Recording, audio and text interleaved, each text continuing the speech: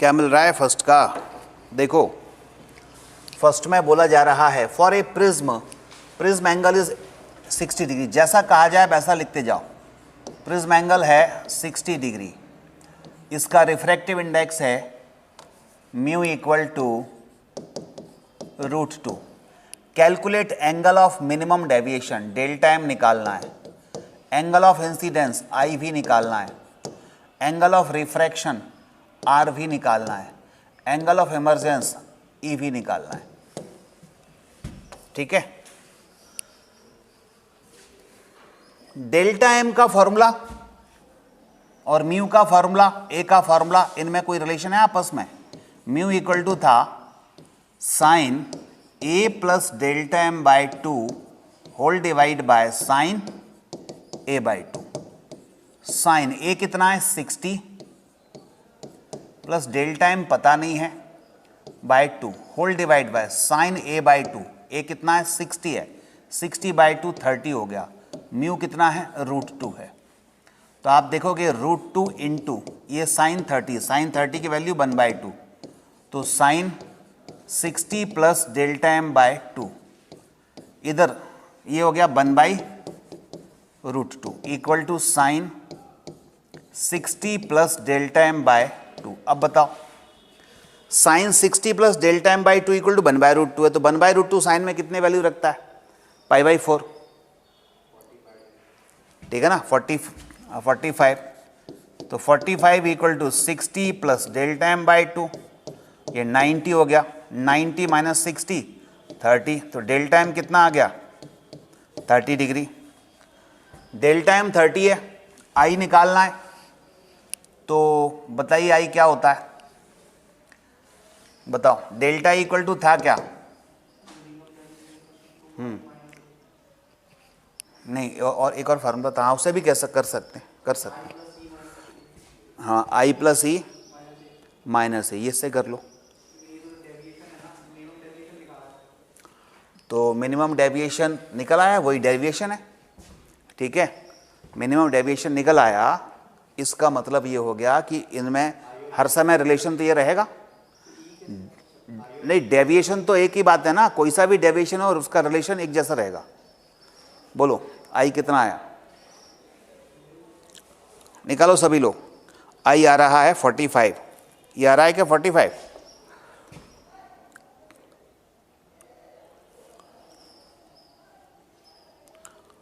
I plus E equal to क्या था -a, तो डेल्टा कितना है? डेल्टा है 30, आई प्लस ई 2i हो जाएगा और ए की वैल्यू 60 है। ठीक है, तो 90/2 45, आई इक्वल टू आ गया 45।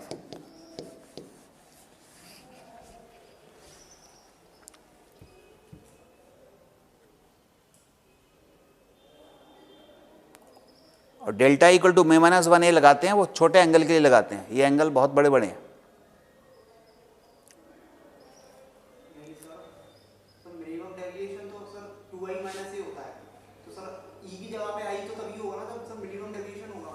लिख दिया ना तभी 2i, ये 2i लिखा है। ये डेल्टा एम हो गया 30, लिख दिया, लिख तो दिया।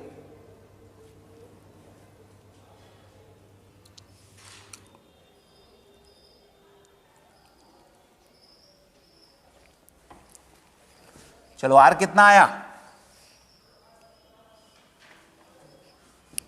आर होता है R1 plus R2 equal to ए था, तो 2r इक्वल टू ए था, मतलब हाँ r इक्वल टू क्या था a/2 था। तो सिंपल a कितना है, तो 30 हो गया। बस छोटे से क्वेश्चन में कंफ्यूज हो रहे हो, ABCD वाला है तो अभी तो जस्ट वार्म अप एक्सरसाइज है।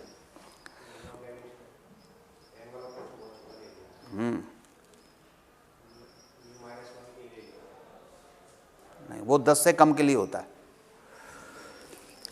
सेकंड क्वेश्चन मिटा दें इसको।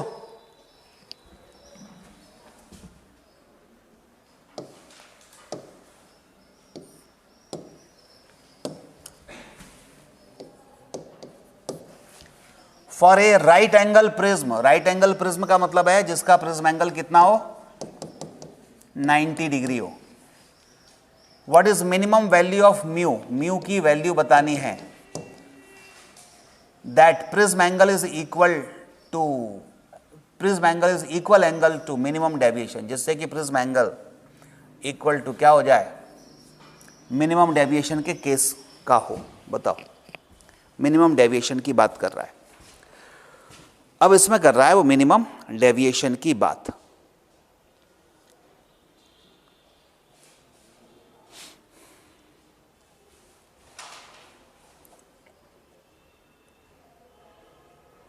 बोलो कितना है, √2 सेकंड वाले का,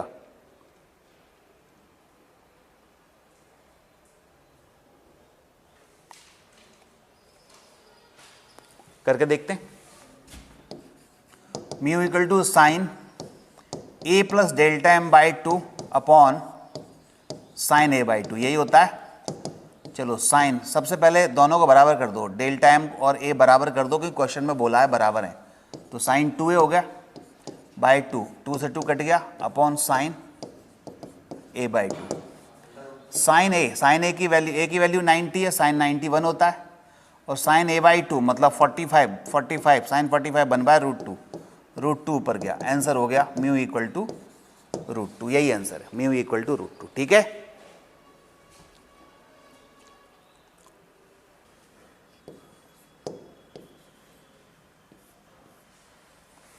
question number 3, a light ray in an equilateral prism passes such that the incident angle is equal to angle of emergence। ये इक्विलेटरल ट्राइंगल है, मतलब प्रिज्म एंगल कितना हो गया 60 डिग्री, और उसने कहा है कि लाइट रे इन equilateral prism passes such that the incident angle यानी I is equal to angle of emergence, I equal to E है, and each of them is equal to, दोनों 3/4 ऑफ प्रिज्म एंगल, ये दिया है।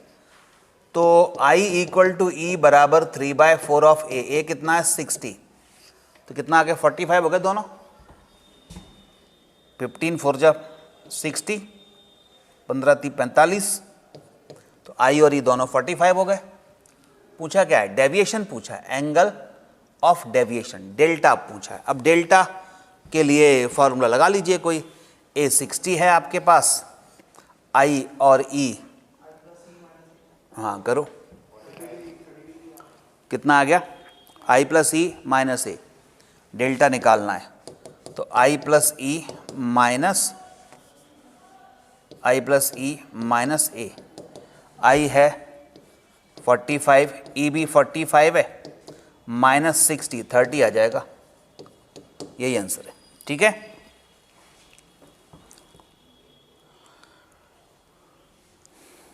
फोर्थ क्वेश्चन करें।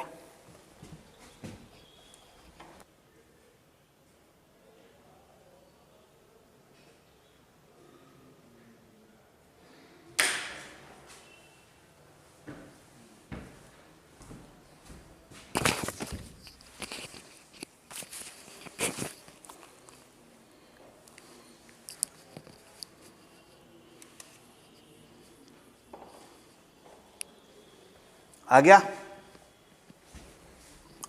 Question number 4।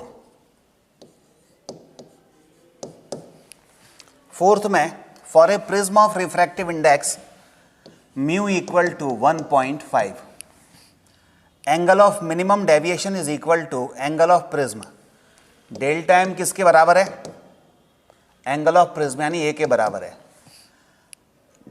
Then prism angle will be, तो A ही पूछा है कितना है,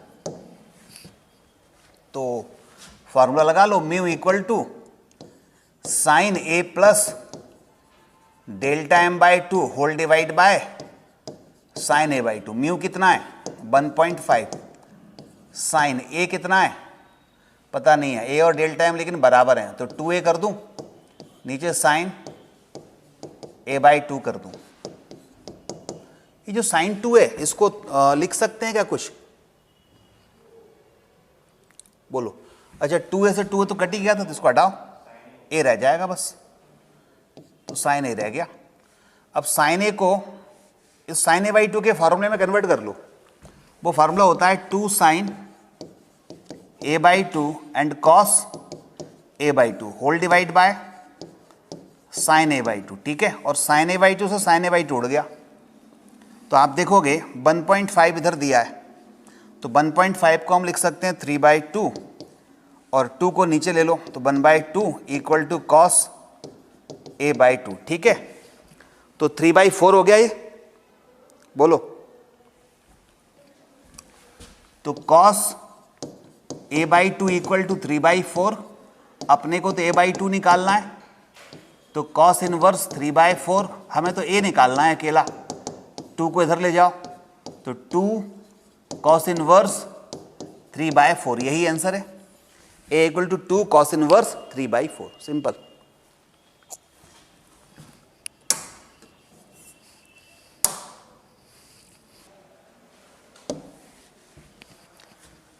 If a thin glass prism is dipped in water, then deviation becomes, एक पतला ग्लास प्रिज्म है, उसको पानी में डुबो दिया तो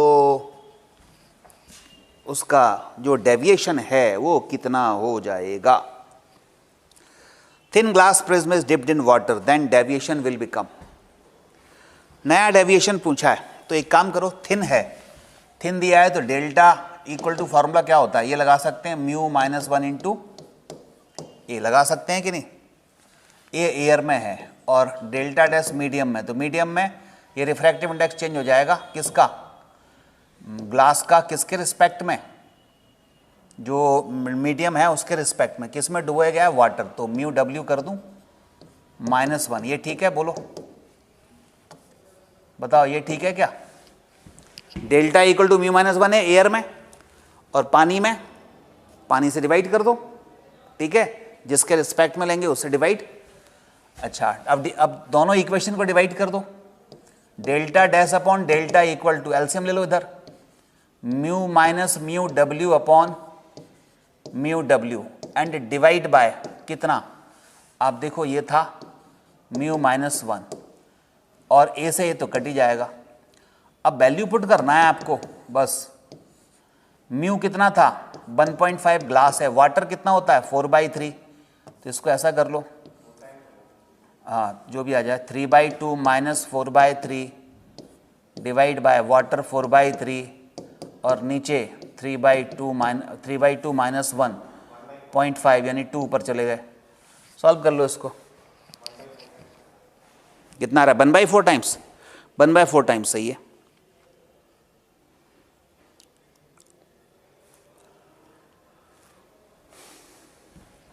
कर लोगे, ये 2 से 4 काट दो, 3 ऊपर गए, एलसीएम ले लो, तो ये आ जाएगा delta by 4।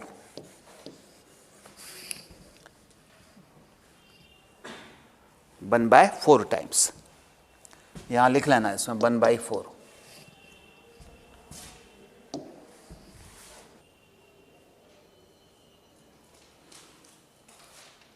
Second question, sixth question देखें, मिटा दूं इसको, देखिए इसको मिटा देता हूं।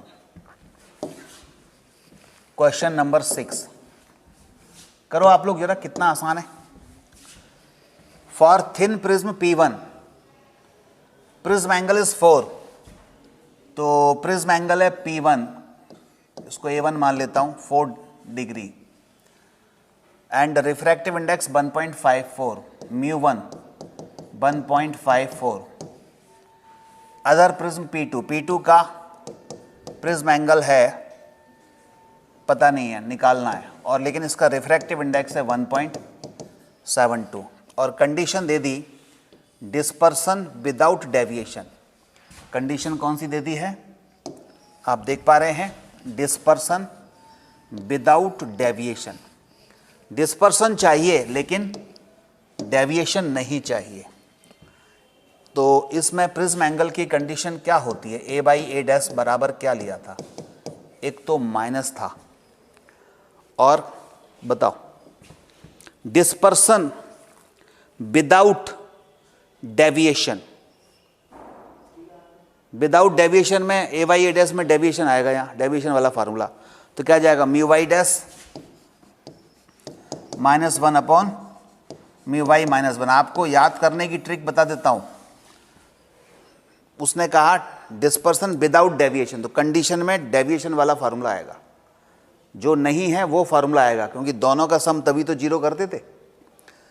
और उल्टे आएंगे, ए डैश के सामने म्यू वाई माइनस इधर आएगा और ए के नीचे ये आएगा।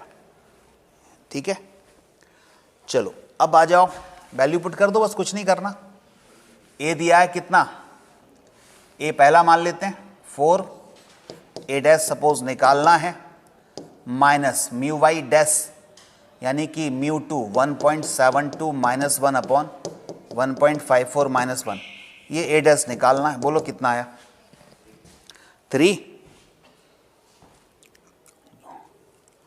3 सही है।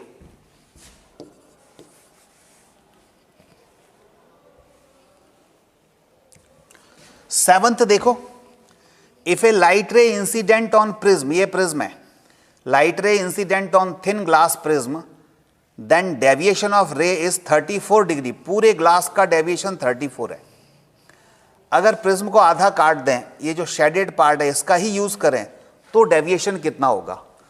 अकेले शेडेड पार्ट का ही यूज करेंगे, यानी आधा प्रिज्म ही यूज करेंगे, तो डेविएशन भी आधा हो जाएगा, क्योंकि डेल्टा इक्वल टू क्या होता है, म्यू -1 इंटू ए, यानी डेल्टा प्रिज्म एंगल पर डिपेंड करता है।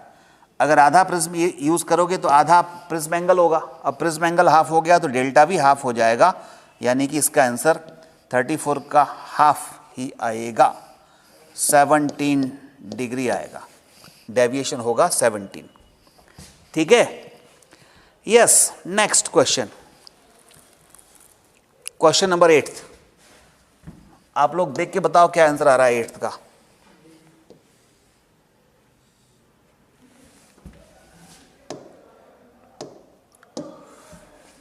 In the shown figure, the condition for minimum deviation is satisfied by, कौन से डायग्राम से मिनिमम डेविएशन की कंडीशन सेटिस्फाई होती है, बताओ कौन से डायग्राम से हो रही है। दिख नहीं रहा हो तो बड़ा कर देता हूं, बताओ।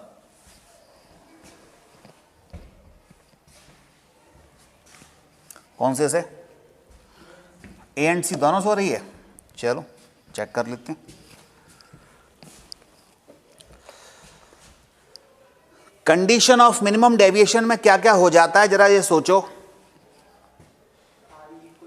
आई और ई बराबर हो जाते हैं, R1 R2 बराबर हो जाते हैं, और अंदर जो रिफ्रैक्टेड रे होती है वो बेस के पैरेलल हो जाती है। तो पहले ए को चेक करो, ए से ये लाइट रे जा रही है, ये इसके पैरेलल है क्या, बेस के है, ए हो सकता है। और ये बी के पैरेलल है क्या, ये बी का बेस है, ये भी पैरेलल दिख रही है, ये भी हो सकता है। सी ये रहा, तो सी से लाइट रे ऐसी जा रही है, और सी का बेस कौन सा होगा, ये होगा, क्योंकि ये दो तो रिफ्रैक्टिंग सरफेस हैं, ये बेस होगा, तो इसके तो पैरेलल है नहीं, तो ये नहीं होगा। तो आंसर होगा ए एंड बी। ठीक है, आंसर होगा ए एंड बी। दो रिफ्रैक्टिंग सरफेस हैं तो तीसरा वाला बेस होता है। जहां से लाइट एंटर करती है, जहां से निकलती है, वो रिफ्रैक्टिंग सरफेस हैं, तो ये दोनों रिफ्रैक्टिंग सरफेस हैं, तो ये बेस होगा। ये दोनों रिफ्रैक्टिंग सरफेस हैं तो ये बेस होगा। इसमें ये दोनों रिफ्रैक्टिंग सरफेस हैं तो फिर ये बेस होगा। क्लियर होगी बात।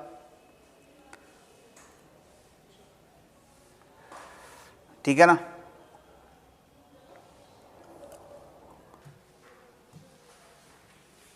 A prism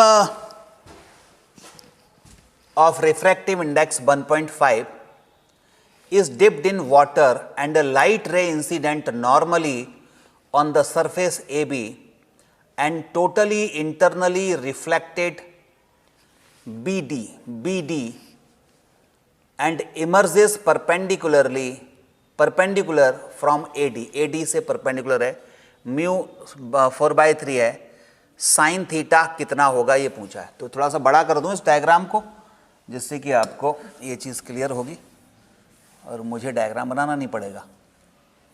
चलो यहीं सॉल्व कर लेते हैं।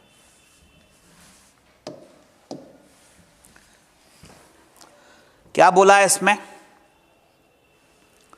कि एक लाइट रे ए बी से ये परपेंडिकुलर आ रही है बी डी पर इंसिडेंट हुई, बी डी से अंदर ही रिफ्रैक्ट हो गई, मतलब टोटल इंटरनल रिफ्लेक्शन हो रहा है, इसका अंदर ही रिफ्लेक्ट हुई है। यहां पर टी आई आर हो रहा है, तो ये इधर निकल गई और ए डी के परपेंडिकुलर निकल जाती है, वो यहां इस सरफेस पर टी आई आर हुआ। ठीक है। अच्छा, टी आई आर के लिए कंडीशन क्या होती है कि एंगल ऑफ इंसिडेंस, ये तो नॉर्मल है, तो ये एंगल ऑफ इंसिडेंस थीटा है। ये जो एंगल ऑफ इंसिडेंस है थीटा, ये ग्रेटर देन होना चाहिए किसका, क्रिटिकल एंगल, यानी कि इसको अपन आईसी बोल सकते हैं, क्रिटिकल एंगल। दोनों तरफ साइन कर दो, साइन थीटा ग्रेटर देन क्या होना चाहिए, साइन आईसी। और साइन आईसी इक्वल टू किसके बराबर होता है, 1 म्यू। म्यू कौन सा, जिसमें लाइट रे, हाँ तो किसका, डेंसर का होता है ना। तो डेंसर कौन, ये प्रिज्म, प्रिज्म सही तो बाहर आ रही है लाइट रे। टी आई आर यहां हो रहा है ना, तो यहीं क्रिटिकल एंगल है, तो यहीं से लाइट रे बाहर आएगी, यानी डेंसर से बाहर आएगी, तो डेंसर का लेंगे म्यू, तो sine I C equal to 1 mu हो गया। अच्छा, अब अपने को इसमें साइन थीटा पूछा है उसने, सो साइन थीटा ग्रेटर सी ए, अब मुझे पता नहीं है, देख लेते हैं। साइन थीटा ग्रेटर, बोलो, sine theta greater 1 mu. Mu की वैल्यू कितनी है, 4/3, तो 3 ऊपर चला गया, तो थीटा इक्वल टू क्या आ गया। अच्छा, इसमें पानी भी भरा है क्या, हाँ पानी भरा है, इधर वाटर है और ये क्या है, ये ग्लास।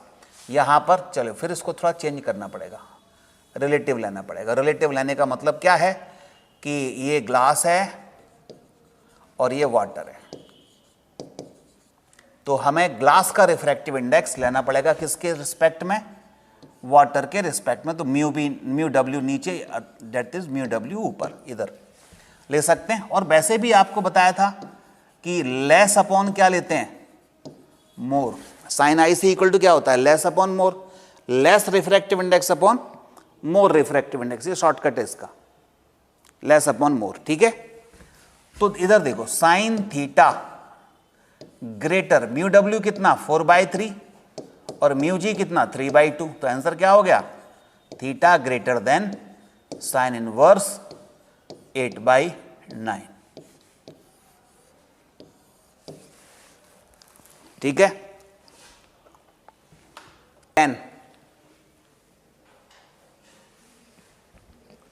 10 में क्या आएगा बोलो, आप लोग करो, सभी लोग।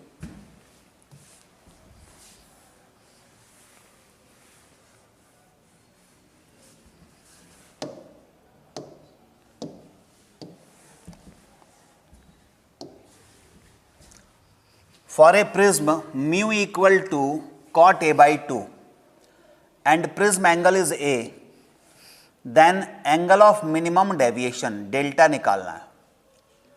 mu equal to cot a/2 है, तो mu का फार्मूला लिख लो, प्रिज्म एंगल ये है, एंगल ऑफ मिनिमम डेविएशन निकालना है।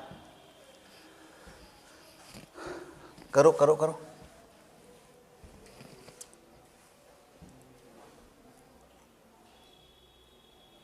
कितना आ रहा है बताओ।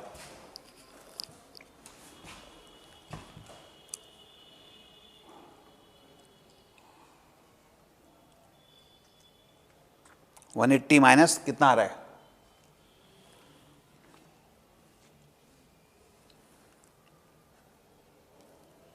करें। यहां पर म्यू को क्या लिख सकते हो आप,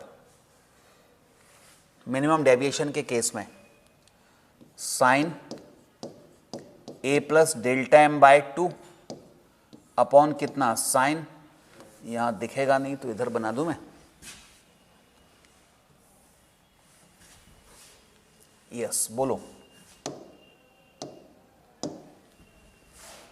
mu equal to cot a/2 था, तो म्यू को क्या लिखा, sine A plus delta M by two whole divide by sine A by two equal to cot को क्या लिखा, cos A by two divide by sine A by two लिख सकते हैं। साइन ए बाई टू हमारा cancel हो गया और ये हमारे पास रहा sine A plus delta M by two equal to cos को साइन के टर्म में लिख सकते हैं क्या, कॉस को साइन की टर्म में लिख सकते हैं। बताओ 180 माइनस या 90 माइनस, कॉस को पहले तो साइन में चेंज करना है तो 90, इसको लिख सकते हैं sine 90 minus A by two लिख दूं क्या, sine 90 minus A by two cos A by two होता है। तो ये हो गया A plus delta M by two बराबर 2 एलसीएम 180 माइनस ए, ये काट दो, ठीक है। तो क्या मिल रहा है, डेल्टा एम बराबर 180 माइनस ये ए इधर चला गया, माइनस ए पहले से ही है तो 2a, delta M equal to 180 minus 2a, ठीक है।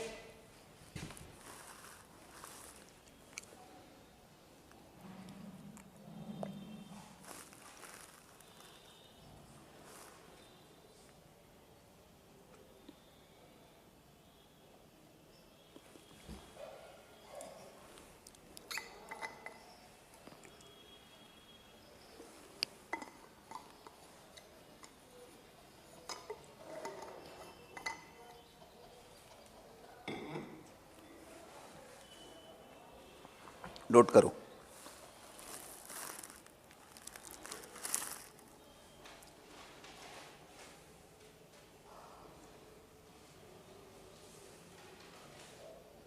कर लिया।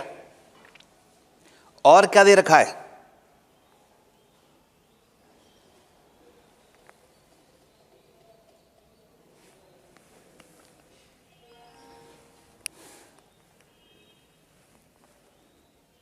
क्वेश्चन नंबर 11,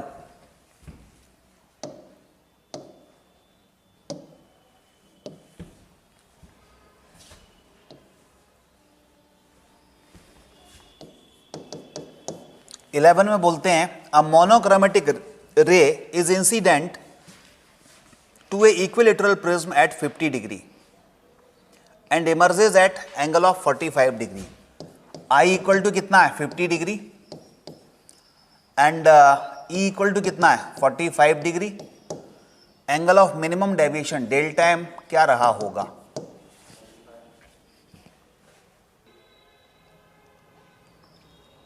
इसका आंसर हो सकता है सी है या ए है या बी है, बताओ।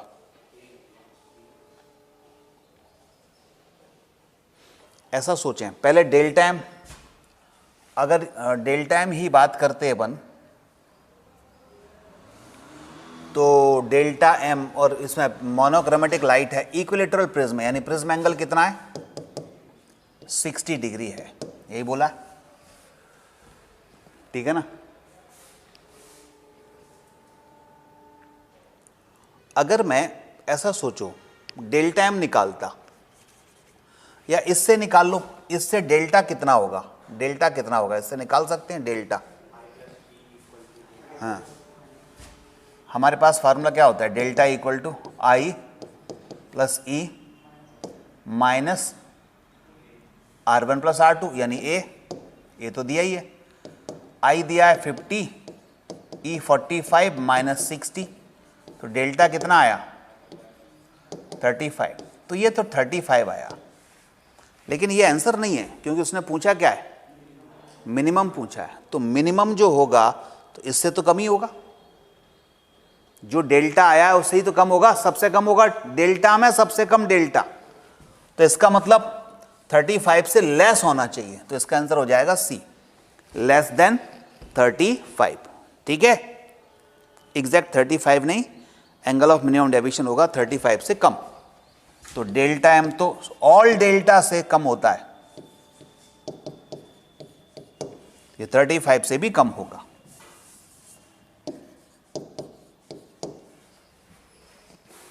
क्लियर हो गया सबको?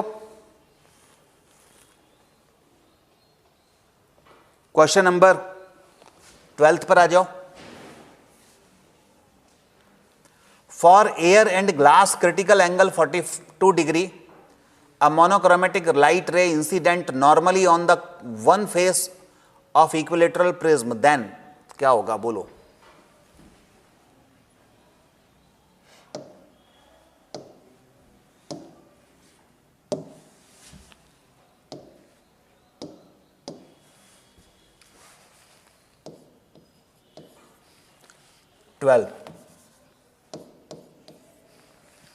For air glass critical angle IC equal to 42 degree दिया है।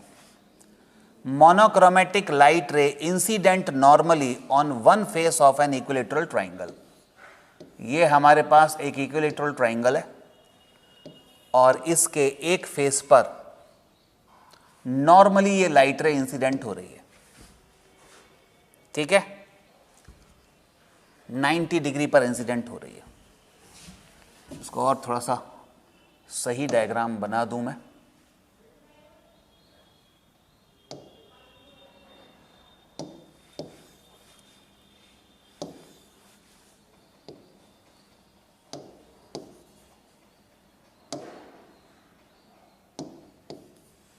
बोलो, इक्विलेटरल ट्राइंगल और ये लाइट रे नॉर्मली इंसिडेंट हुई, I इक्वल टू कितना है? 0। नॉर्मली का मतलब I इक्वल टू 0। अब आपको बताना है कौन सा सही होगा। क्या क्या? अनडेविएटेड। तो अनडेविएटेड तो वो पहले वाले सरफेस से रहेगी, दूसरे से क्यों रहेगी?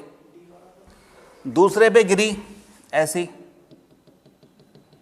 यहां इसमें अनडेविएटेड यहां गिर गई,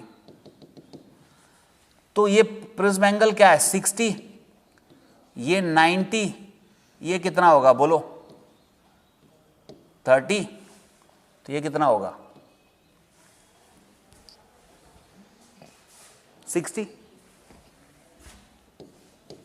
यानी ये लाइट रे इस सरफेस पर, अगर मैं नाम दे दूं ABC, तो AC सरफेस पर ये नॉर्मल से, नॉर्मल है, 60 डिग्री पर आ रही है, 60 डिग्री पर इंसिडेंट हो रही है, जबकि क्रिटिकल एंगल कितना है? 42 है, तो यहां तो TIR होगा, तो 60 डिग्री पर आएगी और 60 से ही ऐसे ही निकल जाएगी इधर 60 से। तो अब 60 से, क्योंकि रिफ्लेक्शन में तो दोनों बराबर होते हैं कि नहीं?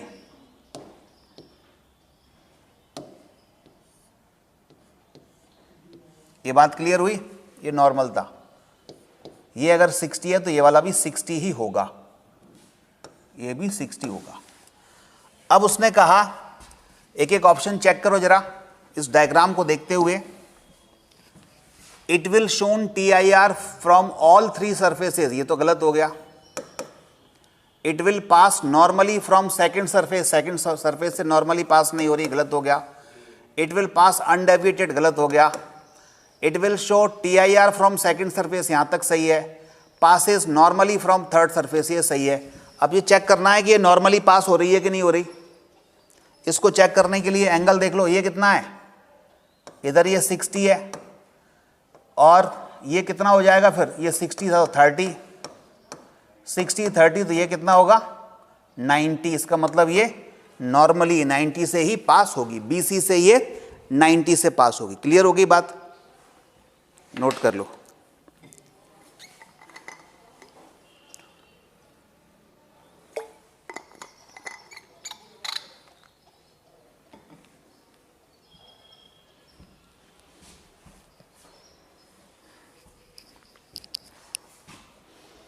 मिटा दूं?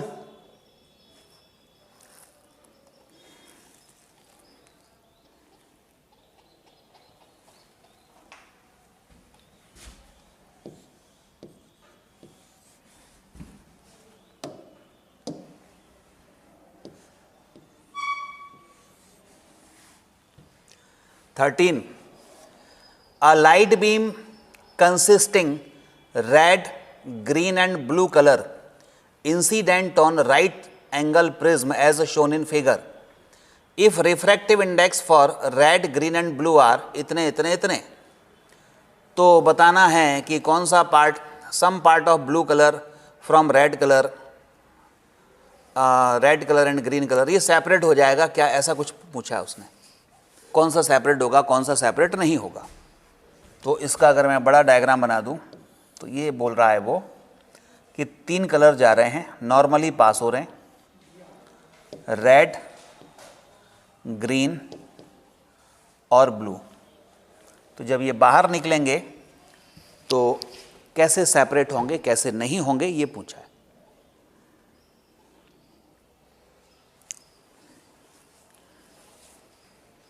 ऑल 3 गलत। रेड के लिए रिफ्रैक्टिव इंडेक्स 1.39 है और ग्रीन के लिए 1.44 है और ये है ब्लू के लिए रिफ्रैक्टिव इंडेक्स। अब बोलो, तो यहाँ पर ऐसे लाइट रे इंसिडेंट होगी ना तीनों, ये एंगल राइट एंगल है और राइट एंगल प्रिज्म ये 90 डिग्री है, ठीक है। बताओ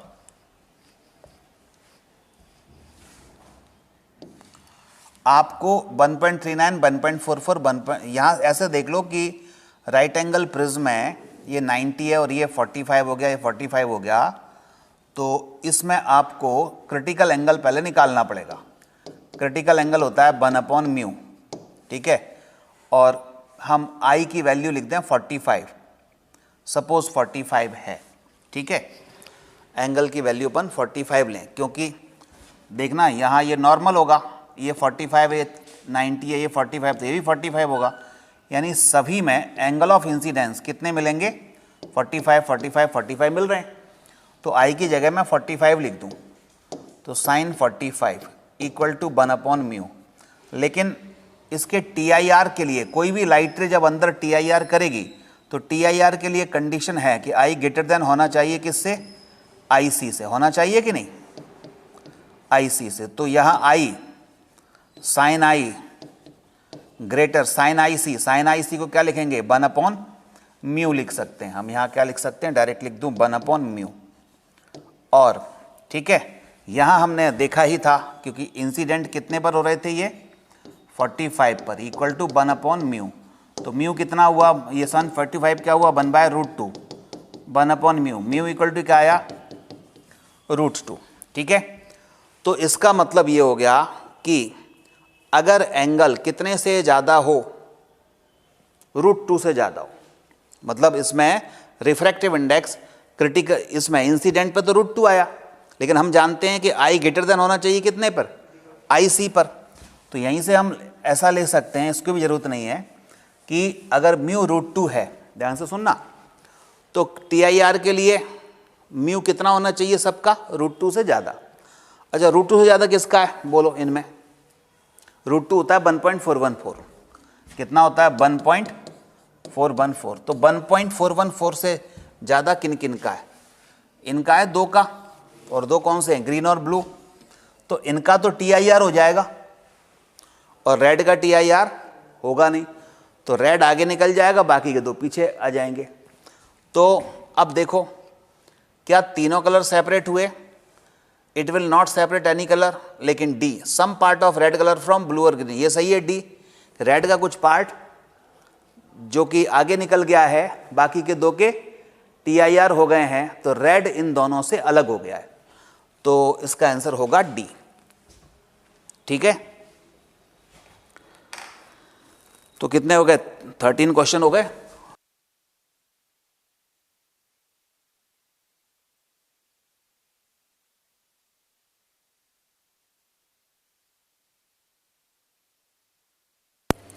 चलिए क्वेश्चन नंबर 14 करते हैं, ठीक है। क्या क्वेश्चन है जरा निकाल लीजिए, और सभी लोग अगर कर सकते हैं तो करें।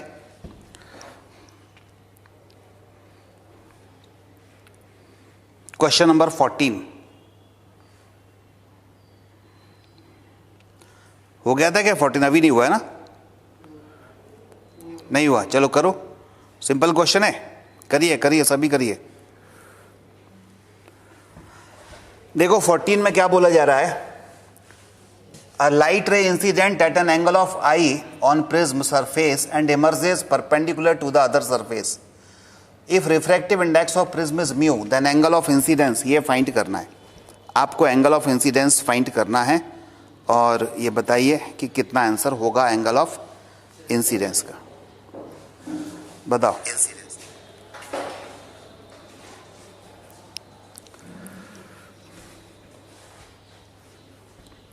क्वेश्चन 14 देखो, चलो करते। क्वेश्चन में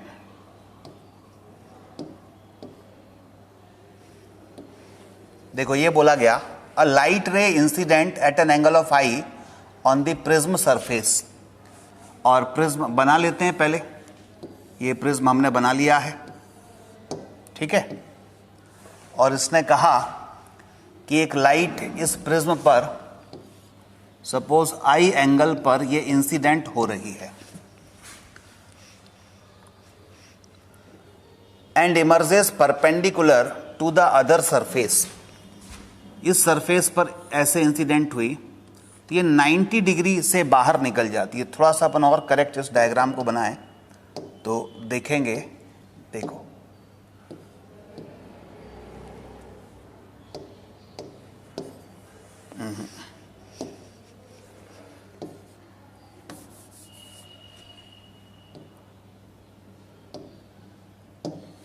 एक मिनट, इसको थोड़ा सही कर दूं मैं।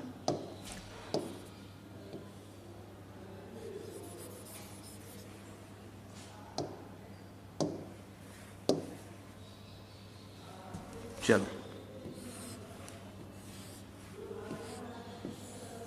ये प्रिज्म है, यहां पर हम एक लाइट रे को सपोज इस तरह से इंसिडेंट करा रहे हैं आई एंगल पर, ठीक है। एंगल ऑफ इंसिडेंस हो गया, ये नॉर्मल हो गया, अब नॉर्मल की तरफ बेंड हो जाएगी। तो ये कुछ इस तरह से नॉर्मल की तरफ बेंड होती है कि ये 90 डिग्री से वापस निकलती है।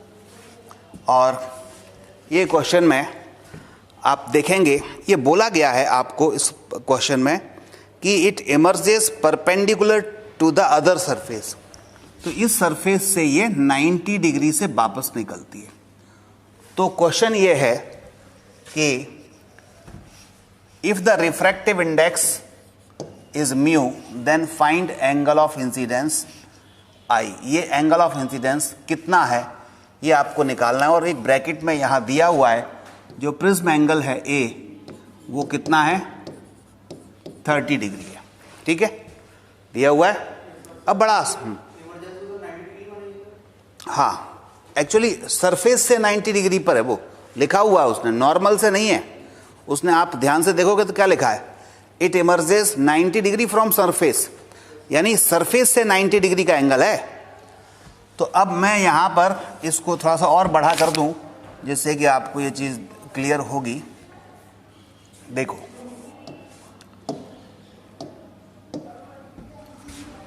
ये एंगल आई है, ध्यान से सुनना। तो ये एंगल 30 डिग्री दिया है, ये 30 डिग्री दिया है, ये वाला अंदर वाला, तो इसको मैं 30 डिग्री लिख दूं। ये 90 है ही, तो बता सकते हो ये एंगल कितना होगा। ये 30 है, 90 है, 60 हो जाएगा, ठीक है। तो ये वाला एंगल होगा 60। तो ये कितना एंगल हो जाएगा, ये 30 डिग्री हो जाएगा। ये 30 है, 90 है, 60 है, तो ये वाला 30 होना चाहिए। क्लियर हो गया? अच्छा, ठीक बात है। इधर का एंगल क्या है, ये आई है, रिफ्रैक्टिव इंडेक्स म्यू है। अब तो क्वेश्चन हो गया, ये आई दिया है, ये एंगल दिया है, ये म्यू दिया है। तो सिंपल आप क्या यूज करेंगे, बोलो, Snell's law. Mu equal to sine i upon sine mu के अंदर कितना है आर। तो म्यू तो दिया हुआ है, म्यू है, साइन आई, आई निकालना है, लेकिन आर दिया हुआ है कितना। अब आर हमने निकाल लिया, 30 डिग्री है, तो आर को 30 डिग्री लिख दूं मैं, बस हो गया आंसर, यही तो है। ठीक है, कर लोगे? यस, तो कितना आ जाएगा बोलो? Sine I equal to mu into sine 30 degree. तो sine I equal to sine 30 कितना होता है? 1/2 यानी म्यू बाई 2। तो आपके पास आई इक्वल टू आ गया है कितना? Sine inverse mu by 2। यही आंसर है, आप मिला लेना, ठीक है ना? Sine inverse mu by 2। Clear हुआ?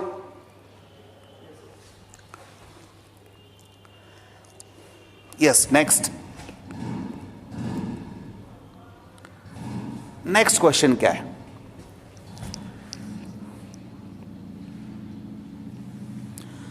R इक्वल टू 30 कैसे आया? एक बार और चेक कर लो, R 30 कैसे आया? ये A 30 दिया हुआ था, ये A 30 है, ये 90 है, तो ये वाला भी 90 होगा। इस ट्राइंगल के अंदर ये 30 है, 90 है, तो ये कितना होगा? ये वाला 60 होगा। अब ये 60 है, इधर से ये 90 डिग्री हुआ, तो 90 माइनस 60 क्या हो गया? 30। तो ये 30 हुआ ना R, ये I है, ये R है, तो R कितना होना चाहिए? 30 डिग्री, ठीक है ना? ओके, चलिए नेक्स्ट करते हैं। Question number 15।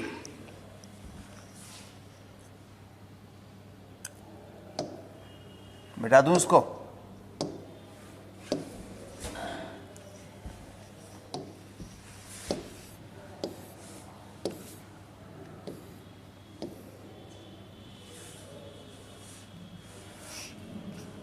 क्वेश्चन नंबर 15 में देखिए,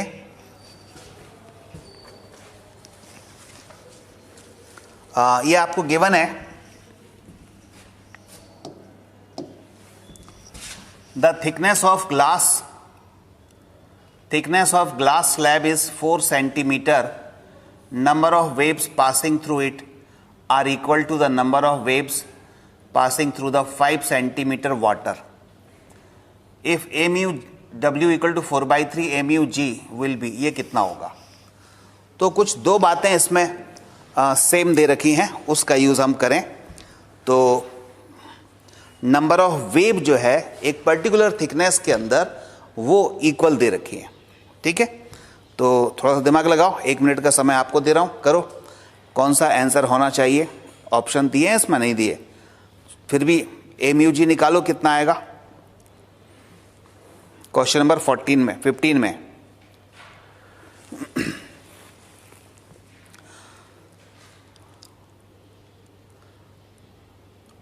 इतनी हिंट देता हूं मैं आपको इस क्वेश्चन में कि यूनिट लेंथ के अंदर जितनी नंबर ऑफ वेव होती हैं उसको बोलते हैं वेव नंबर।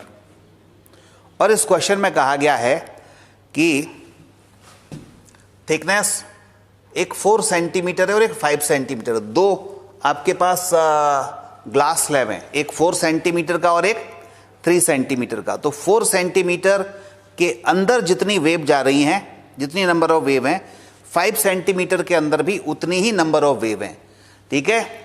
तो अब करिए, और यूनिट लेंथ में जितनी नंबर ऑफ वेव होती हैं उनको बोलते हैं वेव नंबर। इतनी थोड़ी सी हिंट दे दी, अब 1 मिनट का समय दे रहा हूं, करिए। बोलो आप लोग बताओ। Yes,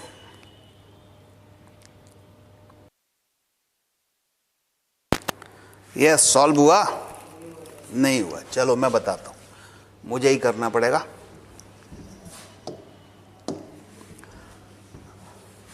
thickness of glass slab is 4 centimetre.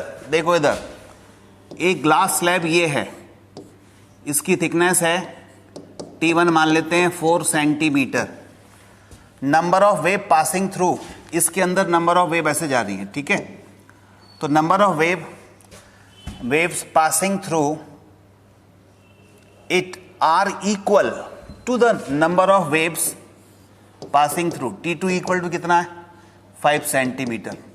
ये तो ग्लास है, इसका रिफ्रैक्टिव इंडेक्स म्यू होगा, ये वाटर है, रिफ्रैक्टिव इंडेक्स इसका म्यू डब्ल्यू होगा, ठीक है? उसने कहा कि दोनों के अंदर जो नंबर ऑफ वेव्स हैं वो सेम है, नंबर ऑफ वेव दोनों में सेम करनी है। अच्छा एक काम करो, number of wave unit length में कितनी होती हैं? जो भी यूनिट लेंथ के अंदर नंबर ऑफ वेव होती है उनको बोलते हैं वेव नंबर। और वेव नंबर जो होता है ना, देखो यहां लिख देता हूं, number of wave in unit length, इसको बोलते हैं वेव नंबर। ये मैंने हिंट दे रखी थी, वेव नंबर। और वेव नंबर इक्वल टू होता है 1/λ। ठीक है, वेव नंबर क्या होता है? 1/λ। तो सोचो, यूनिट लेंथ मतलब यहां सेंटीमीटर की बात चल रही है, तो 1 सेंटीमीटर में 1/λ वेव हुई, तो 4 सेंटीमीटर के अंदर कितनी होंगी? 1 सेंटीमीटर के अंदर 1/λ वेव हुई, तो 4 सेंटीमीटर के अंदर कितनी होंगी? 4/λ। तो यहां लिखा मैंने 4/λ। और लैम्डा किस में? ये किसके अंदर है? वेव। देखिएगा, वाटर के अंदर दे रखी है, तो λW लिख दूं। अच्छा, पहले तो ग्लास है, तो λg लिख दूं इक्वल टू, अब बोलो, उसने कहा 5 सेंटीमीटर का जो वाटर है उसके अंदर भी जितनी नंबर ऑफ वेव है उतनी बराबर है, तो यहां इसको क्या लिख दूं? 5/λW। यहां तक कोई दिक्कत नहीं है? ओके, अब आगे बढ़ो। λg/λW निकालो। λg/λW क्या आ जाएगा? 4/5 आ जाएगा। यहां तक भी मेरे ख्याल से किसी को कोई प्रॉब्लम नहीं होगी। ठीक है, अब थोड़ा सा और आगे बढ़ते हैं। हमें तो रिफ्रैक्टिव इंडेक्स फाइंड करना था, तो आपको मालूम है कि जो रिफ्रैक्टिव इंडेक्स होता है वो वेवलेंथ से इनवर्सली प्रोपोर्शनल का रिलेशन रखता है। ठीक है, लैम्डा और म्यू एक दूसरे से इनवर्सली प्रोपोर्शनल का रिलेशन रखते हैं, क्योंकि हमने कॉशी इक्वेशन में ये पढ़ा है, म्यू इनवर्सली प्रोपोर्शनल लैम्डा। तो यहां पर लिखा जा सकता है μg/μw है, ये λg/λw है, तो इसको लिखेंगे μw/μg। पलट के लिखना पड़ेगा, इनवर्सली प्रोपोर्शनल का है तो। Okay, here it is 4/5 μw, मतलब वाटर का refractive index 4/3 into divide by, ये नीचे μg है, μg तो निकालना है। ठीक है, एयर के रिस्पेक्ट में निकालना है, मतलब μg निकालना है। तो अब तो सॉल्व कर लोगे आप। देखो 4 से 4 तो कैंसिल हो गए, 3 ऊपर चला गया, और हमें μg निकालना है, तो μg को ऊपर ले जाओ। μg इक्वल टू आ जाएगा 5/3। यही आंसर है। क्लियर हुआ? नोट करें। यस, समझ में आ गया सभी को? बोलो।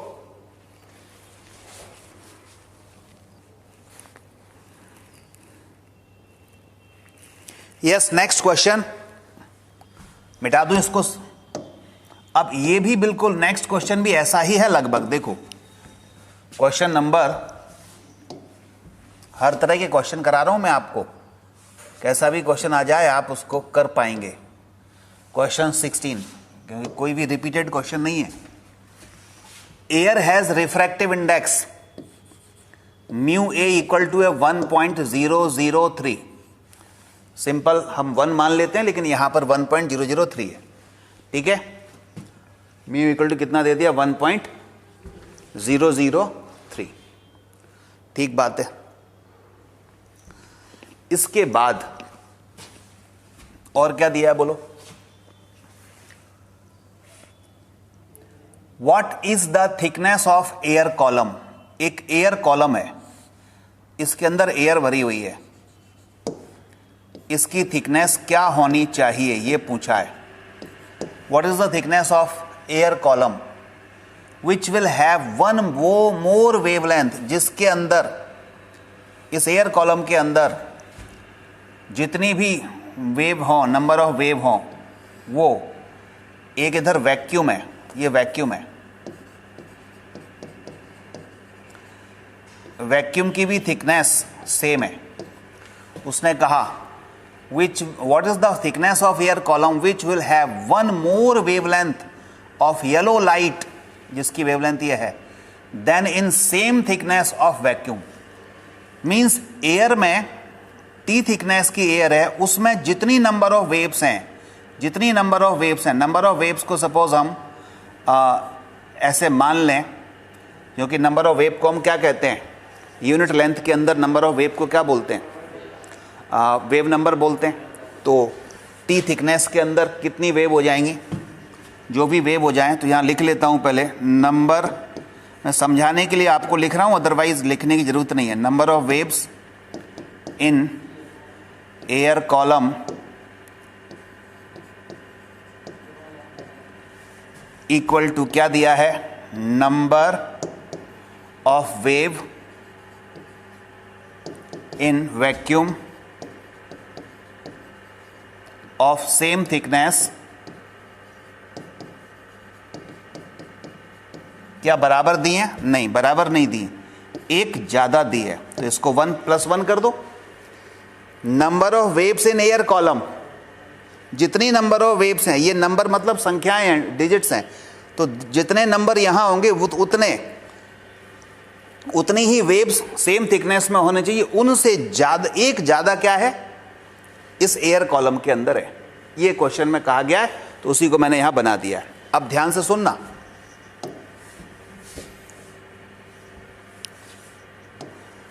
Number of waves in air column of T thickness क्या होगा? बोलो, T/λA लिख सकता हूं, इक्वल टू, इधर क्या लिखूंगा? Number of waves in vacuum of same thickness, तो T/λ वैक्यूम को V लिख दो, वैक्यूम है, +1, राइट? अपने को ये T ही फाइंड करना है, तो इधर शिफ्ट कर लो, ठीक है?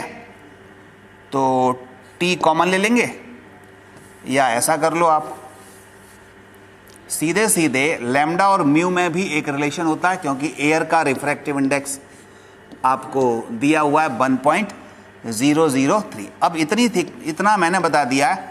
अब थोड़ा सा आप लोग सॉल्व करके मुझे बताओ इस T की वैल्यू क्या है। चलो थोड़ा तो करो, तुम लोग करो, दिमाग लगाओ, मैं चाहता हूं आपका आंसर आए। यस,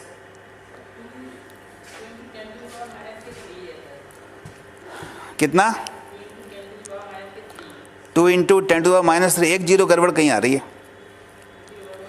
1 0 कहीं गड़बड़ हो रही है।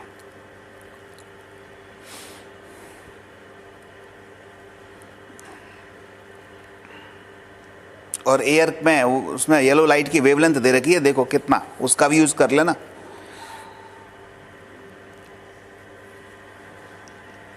कर पा रहे हो? 1 0 तुम्हारी गड़बड़ हो गई। देखो ये जो 6000 येलो लाइट की वेवलेंथ दे रखी है, वो एक्चुअली वैक्यूम में दे रखी है, ठीक है ना? तो हम एक काम कर सकते हैं, इसको थोड़ा सा एडजस्ट करें, इसको इधर ले लें, T कॉमन ले लूं, और T/λA कॉमन ले लूं या λV कॉमन ले लूं? यहां से ले सकते हैं, कुछ यहां से कॉमन ले लो, और उसके बाद इसको हम सॉल्व करें, ठीक है? करो जरा। 1 0 गड़बड़ आ रहा है बस तुम्हारा, कर तो सही रहे हो। ऑनलाइन वालों क्या आ रहा है बताओ जरा, देखो ऑनलाइन वालों का किसी का आया?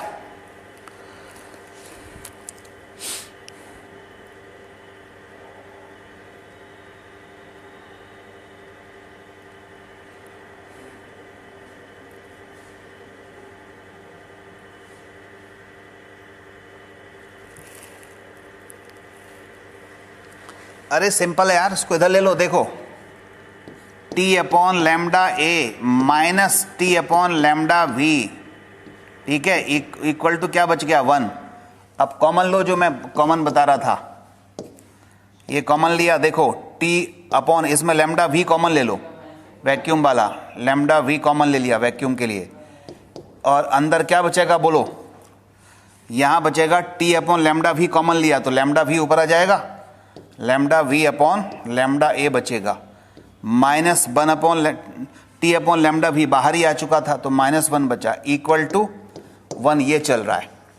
अब इसमें वैल्यू पुट कर दो, T तो निकालना ही है अपने को, λV मतलब वैक्यूम के अंदर जो लाइट की वेवलेंथ दे रखी है, कितनी दे रखी है? 6000 एंगस्ट्रॉम दे रखी है, तो 6000 एंगस्ट्रॉम को मीटर में चेंज कर लो, -10 से मल्टीप्लाई कर लो 10⁻⁻, तो 6 इंटू 10⁻⁻7 हो जाएगा, इक्वल टू इंटू, इधर देखो लैम्डा वी अपॉन लैम्डा ए, ये ऊपर वैक्यूम है नीचे एयर है, इसका कुछ कर सकते हैं, ये वैक्यूम है ये एयर है। देखो फार्मूला होता है mu equal to c by v, formula होता है mu equal to c by v, और सी, अच्छा म्यू ये किसकी रिफ्रैक्टिव इंडेक्स होती है, एयर की, ठीक है, सी बाय वी में, तो यहां पर लिख दूं मैं एयर का सी अपॉन वी। अब मुझे बताओ यहां से सी की वैल्यू, अच्छा लैम्डा के टर्म में कुछ लिखा जा सकता है, बताओ, mu inversely proportional lambda, mu inversely proportional lambda, तो यहां पर ये वैक्यूम है, वैक्यूम से एयर में लाइट जा रही है मान लो, तो यहां पर मैं सी और वी में रिलेशन क्या लिख सकता हूं, और उसकी वैल्यू क्या दे रखी है, म्यू ए की, म्यू ए की वैल्यू दे रखी है देखो एयर की 1.003, तो इसको तो 1.003 लिख सकता हूं, और यहां पर सीधे सीधे lambda V upon lambda A लिख सकता हूं, वैक्यूम अपॉन लैम्डा ए, तो इसकी value lambda V upon lambda A की आ गई है कितनी, 1.003, 1.003, तो 1.003 माइनस 1 इक्वल टू 1। अब तो सॉल्व कर लो, करो, क्या आ रहा है, यस करो अब तो सॉल्व, और कहीं कोई स्टेप समझ नहीं आई तो बता दो, मैं दोबारा बता दूंगा।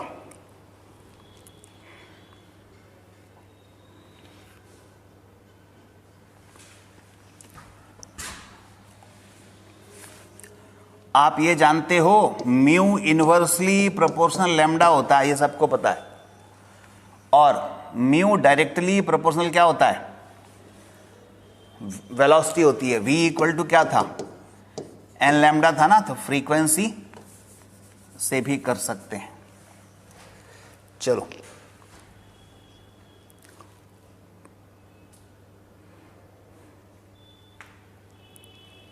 टू इंटू 10⁻⁻4, ये ठीक है, तो ये ठीक है, थिकनेस आ गई 2 इंटू 10⁻⁻4 मीटर, ये ठीक है, ये सभी का सही है, ठीक है ना।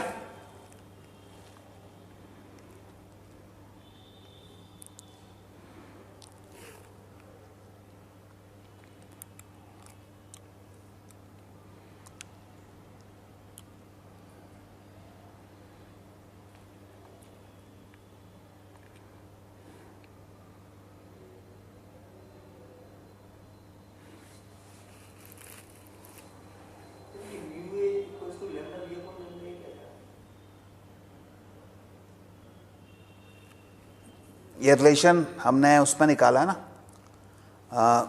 ए का म्यू और लैम्डा का इनवर्सली प्रोपोर्शनल, म्यू इससे, इसी से तो निकाला है इनवर्सली, तो इसको ऐसा लिख सकते हो ना, म्यू ए अपॉन म्यू भी बराबर क्या, बोलो, लैम्डा वी अपॉन लैम्डा ए, यही लिखोगे, इसी से, वही तो लिखा है, लैम्डा ए दिया है, लैम्डा ये म्यू ए दिया है, और म्यू भी वैक्यूम का रिफ्रैक्टिव इंडेक्स वो 1 होता है, वैक्यूम का 1 होता है, और एयर का भी हम 1 मान लेते हैं, लेकिन एयर और वैक्यूम दोनों एक साथ दिए हो तो फिर थोड़ी ना मानेंगे, तो वैक्यूम का 1 मानेंगे और एयर का जो दिया है वो मानेंगे, तो एयर का क्या दिया है, 1.003 दिया है, तो इसलिए मैंने यहाँ पर इसको म्यू वी को 1 लिखा और म्यू ए को लिखा 1.003 equal to lambda V upon A, तो लैम्डा वी अपॉन ए आ गया है, वो वहां रख दिया हमने, ठीक है, समझ आ गया, okay.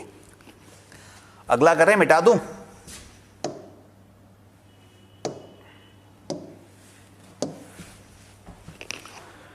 Yes, next question, question number 17।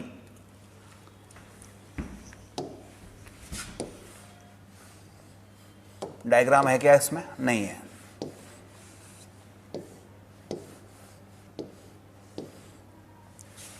Seventeen में यह बोला गया है the surface AC of a prism ABC is silvered, जैसा कहता जाए वैसा करते जाओ, यहां पर मैंने एक प्रिज्म बना लिया, ठीक है। Surface AC, A, B and C, ये ऐसी सरफेस है। Surface AC of a prism ABC is silvered, तो इसको सिल्वर्ड कर देते हैं।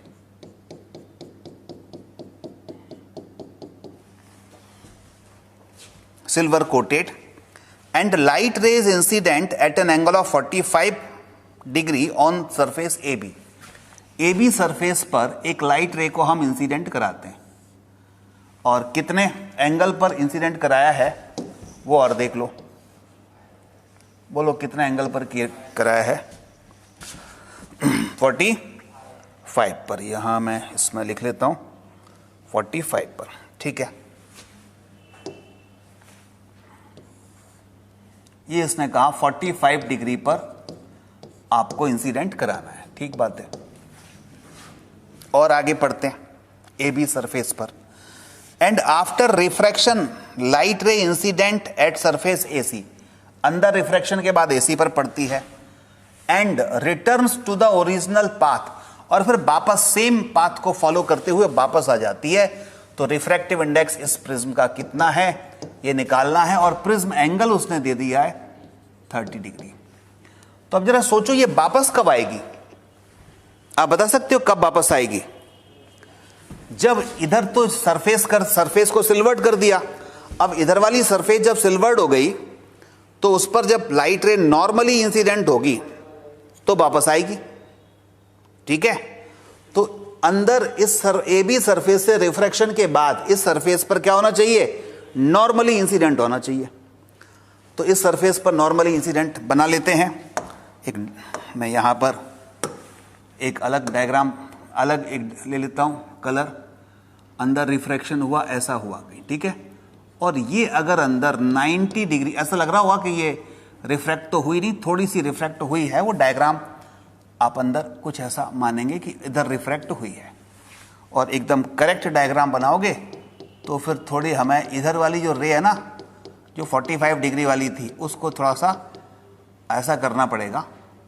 ये बना लेता हूँ जिससे कि आपको लगेगा कि हाँ वास्तव में रिफ्रैक्ट हुई है। तो ये रिफ्रैक्ट होगी, ठीक है, और ये 90 डिग्री एंगल पर आई है। तो 90 डिग्री पर आएगी तो 90 डिग्री से ही वापस हो जाएगी, ऐसे अपने पाथ को रिट्रेस करेगी। प्रिज्म एंगल A कितना था? क्वेश्चन में 30 डिग्री था। म्यू इसने पूछा है, तो आसान क्वेश्चन हो गया। म्यू निकल आएगा अगर मुझे ये वाला एंगल पता चल जाए, ये एंगल, और ये एंगल अभी हम पिछले क्वेश्चंस में भी निकाल चुके हैं बड़ा आसानी से। कैसे? ये 30 है, ये वाला कितना है? 90 है, तो ये कितना होगा? 60 होगा, और ये 60 है तो ये 30 होगा।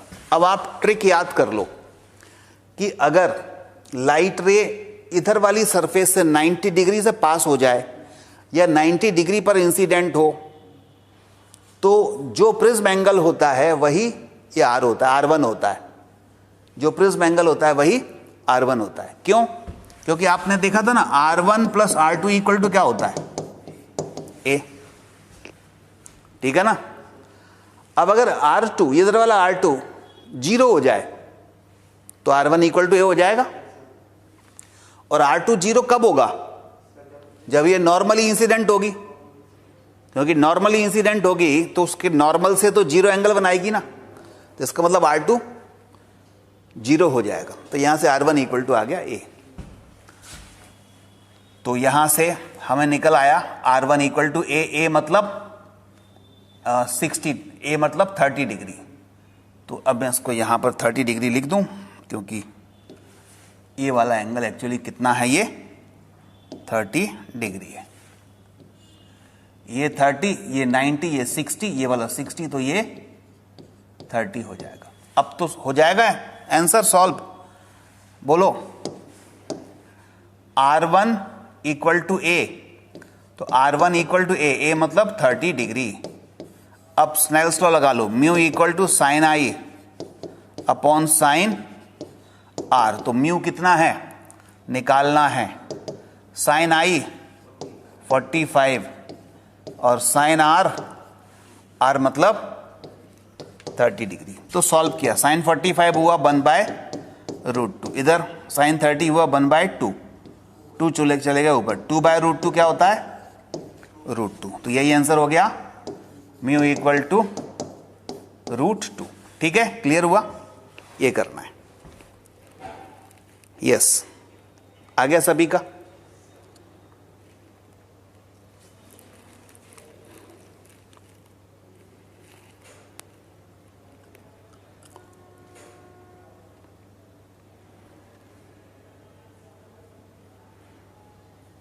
अगला करें। Next question 18। बिटा दूं इसको, कॉपी कर लिया सभी ने?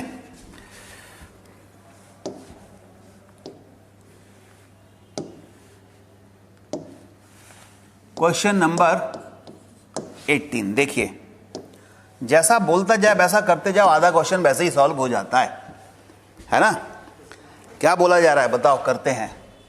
For a prism, prism angle is a, for a prism, यहां थोड़ा बड़ा कर दूं, for a prism, prism angle is a, its one surface is silver coated. फिर से वही वैसा ही कुछ बोल रहा है। तो यहां हम एक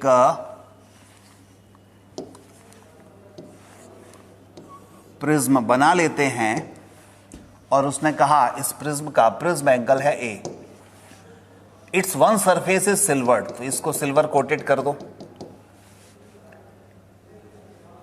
अ light ray incident at an angle 2a on one surface of prism, इस सरफेस पर लाइट रे, सपोज ये है इंसिडेंट रे, ये 2a एंगल पर इंसिडेंट हो रही है। जैसा कहता जा रहा है वैसा कर रहा हूं, और कोई नया कुछ नहीं कर रहा।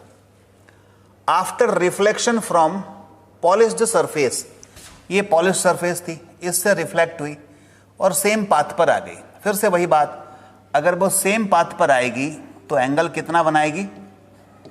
90 डिग्री। ठीक है, तो इधर का ये हो जाएगा आपके पास R1 और ये R2 को क्या माना जाएगा? 0। और प्रिज्म एंगल है A, तो अब फिर से वही हो गया कि हमें पता है R1 + R2 equal to A होता है, R2 0 हो गया है, तो R1 इक्वल टू क्या हो जाएगा? A। R1 A हो गया, और I1 कितना है? I क्या है? 2A है। तो यहां से प्रिज्म, यहां से रिफ्रैक्टिव इंडेक्स निकाला जा सकता है। बिल्कुल वही क्वेश्चन, म्यू इक्वल टू कितना? Sine I over sine A। म्यू निकालना है, sine I means sine 2A upon sine R1 यानी साइन A। ठीक है, थोड़ा सॉल्व करें। साइन 2A कितना हो जाएगा? 2 sine A cos A whole divide by sine A। Sine A से साइन A उड़ा दो, म्यू इक्वल टू क्या आया? 2 कॉस A। बोलो,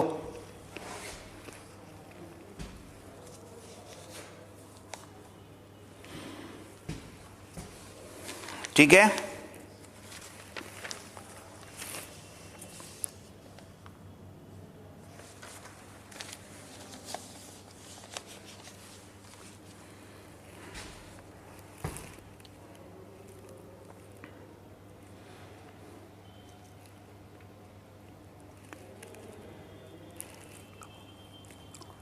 अगला करें, नोट करो इसको।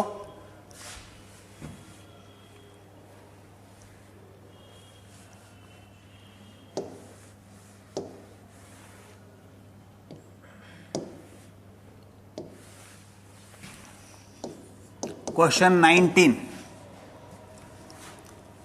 two parallel rays A and B are incident on a prism having prism angle 30 degree. एक डायग्राम भी इसमें बना हुआ है, मैं भी थोड़ा सा बड़ा डायग्राम बना देता हूं।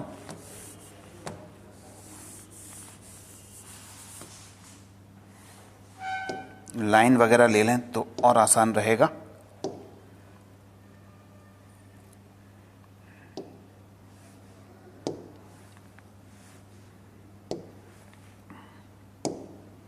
देखो,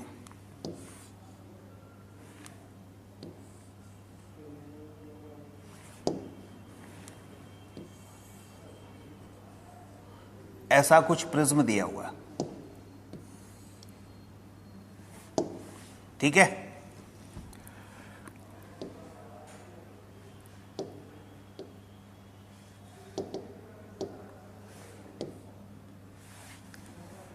अब कुछ लाइट रेज ले लेते हैं।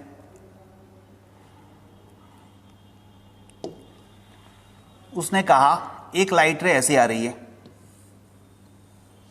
यहां इंसिडेंट होगी, दूसरी ऐसी आ रही है, यहां इंसिडेंट होगी, ठीक है। ये उसने कहानी बताई है। Two parallel rays A and B, ये ए है ये बी है, are incident on prism having prism angle, कितना प्रिज्म एंगल है बोलो, 30 डिग्री, ध्यान से सुनिएगा।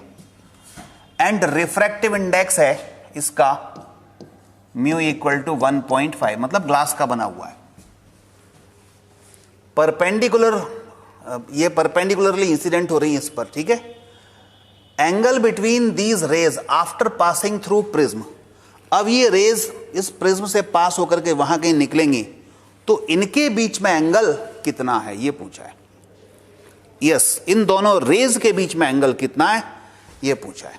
तो एक काम करते हैं, यहां मैं आपके लिए एक नॉर्मल बना दूं,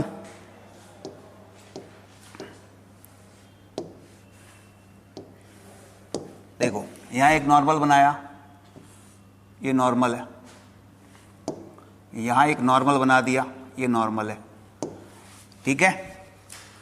अब लाइट रे, अब ध्यान से सुनने का है और समझने का है कि लाइट रे अगर ये प्रिज्म नहीं होता तो ऐसी सीधी चली जाती, कोई दिक्कत नहीं आती इसको, बोलो।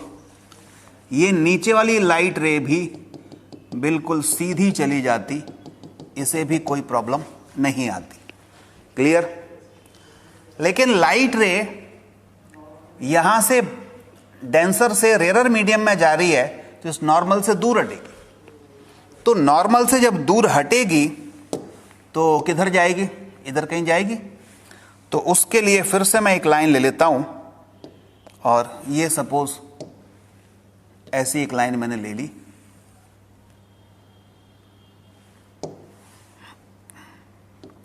बोलो ये लाइट रे किधर चली जाएगी, यहां से अवे फ्रॉम नॉर्मल, तो ये इधर को आएगी नीचे कहीं, तो ऐसी आएगी यहां कहीं। और ये वाली लाइट रे भी, ये नॉर्मल है, नॉर्मल से दूर इधर कहीं जाएगी, तो मिल गई दोनों यहां, बोलो मिल गई कि नहीं। अब ये दोनों रेस जो मिल गई हैं, क्वेश्चन में वही तो पूछा है कि तो हो तो गया, तो एंगल पूछा है, तो ये एंगल पूछा है, दोनों के बीच में ये एंगल कितना है, ये एंगल पूछा है। अब देखो मैंने आपको डायग्राम बना दिया, अब 1 मिनट में आपको भी दूंगा कि आप लोग अगर निकाल पाओ, तो ये एंगल पूछा है कितना, डायग्राम बना दिया बढ़िया सुंदर सा मैंने। अब आप इसका सॉल्व करके बताओ, 1 या 2 मिनट दे दूंगा, मैं चाहता हूँ आप लोग निकालो, थोड़ी ज्योमेट्री लगाओ, थोड़ा सा मैथमेटिक्स लगाओ, देखें कोई तो एक निकाले। यस, आपके कमेंट का वेट कर रहा हूं, और इधर आप जो ऑफलाइन बैठे हो आप लोग बताओ।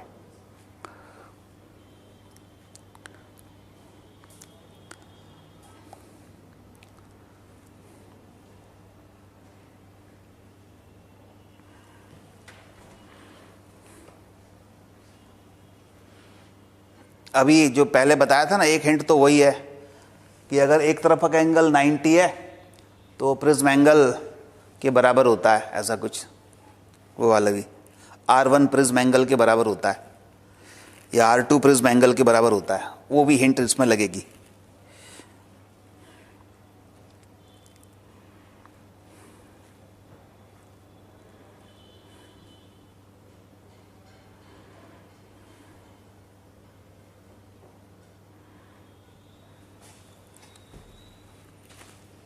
यस, जल्दी से बताया जाए।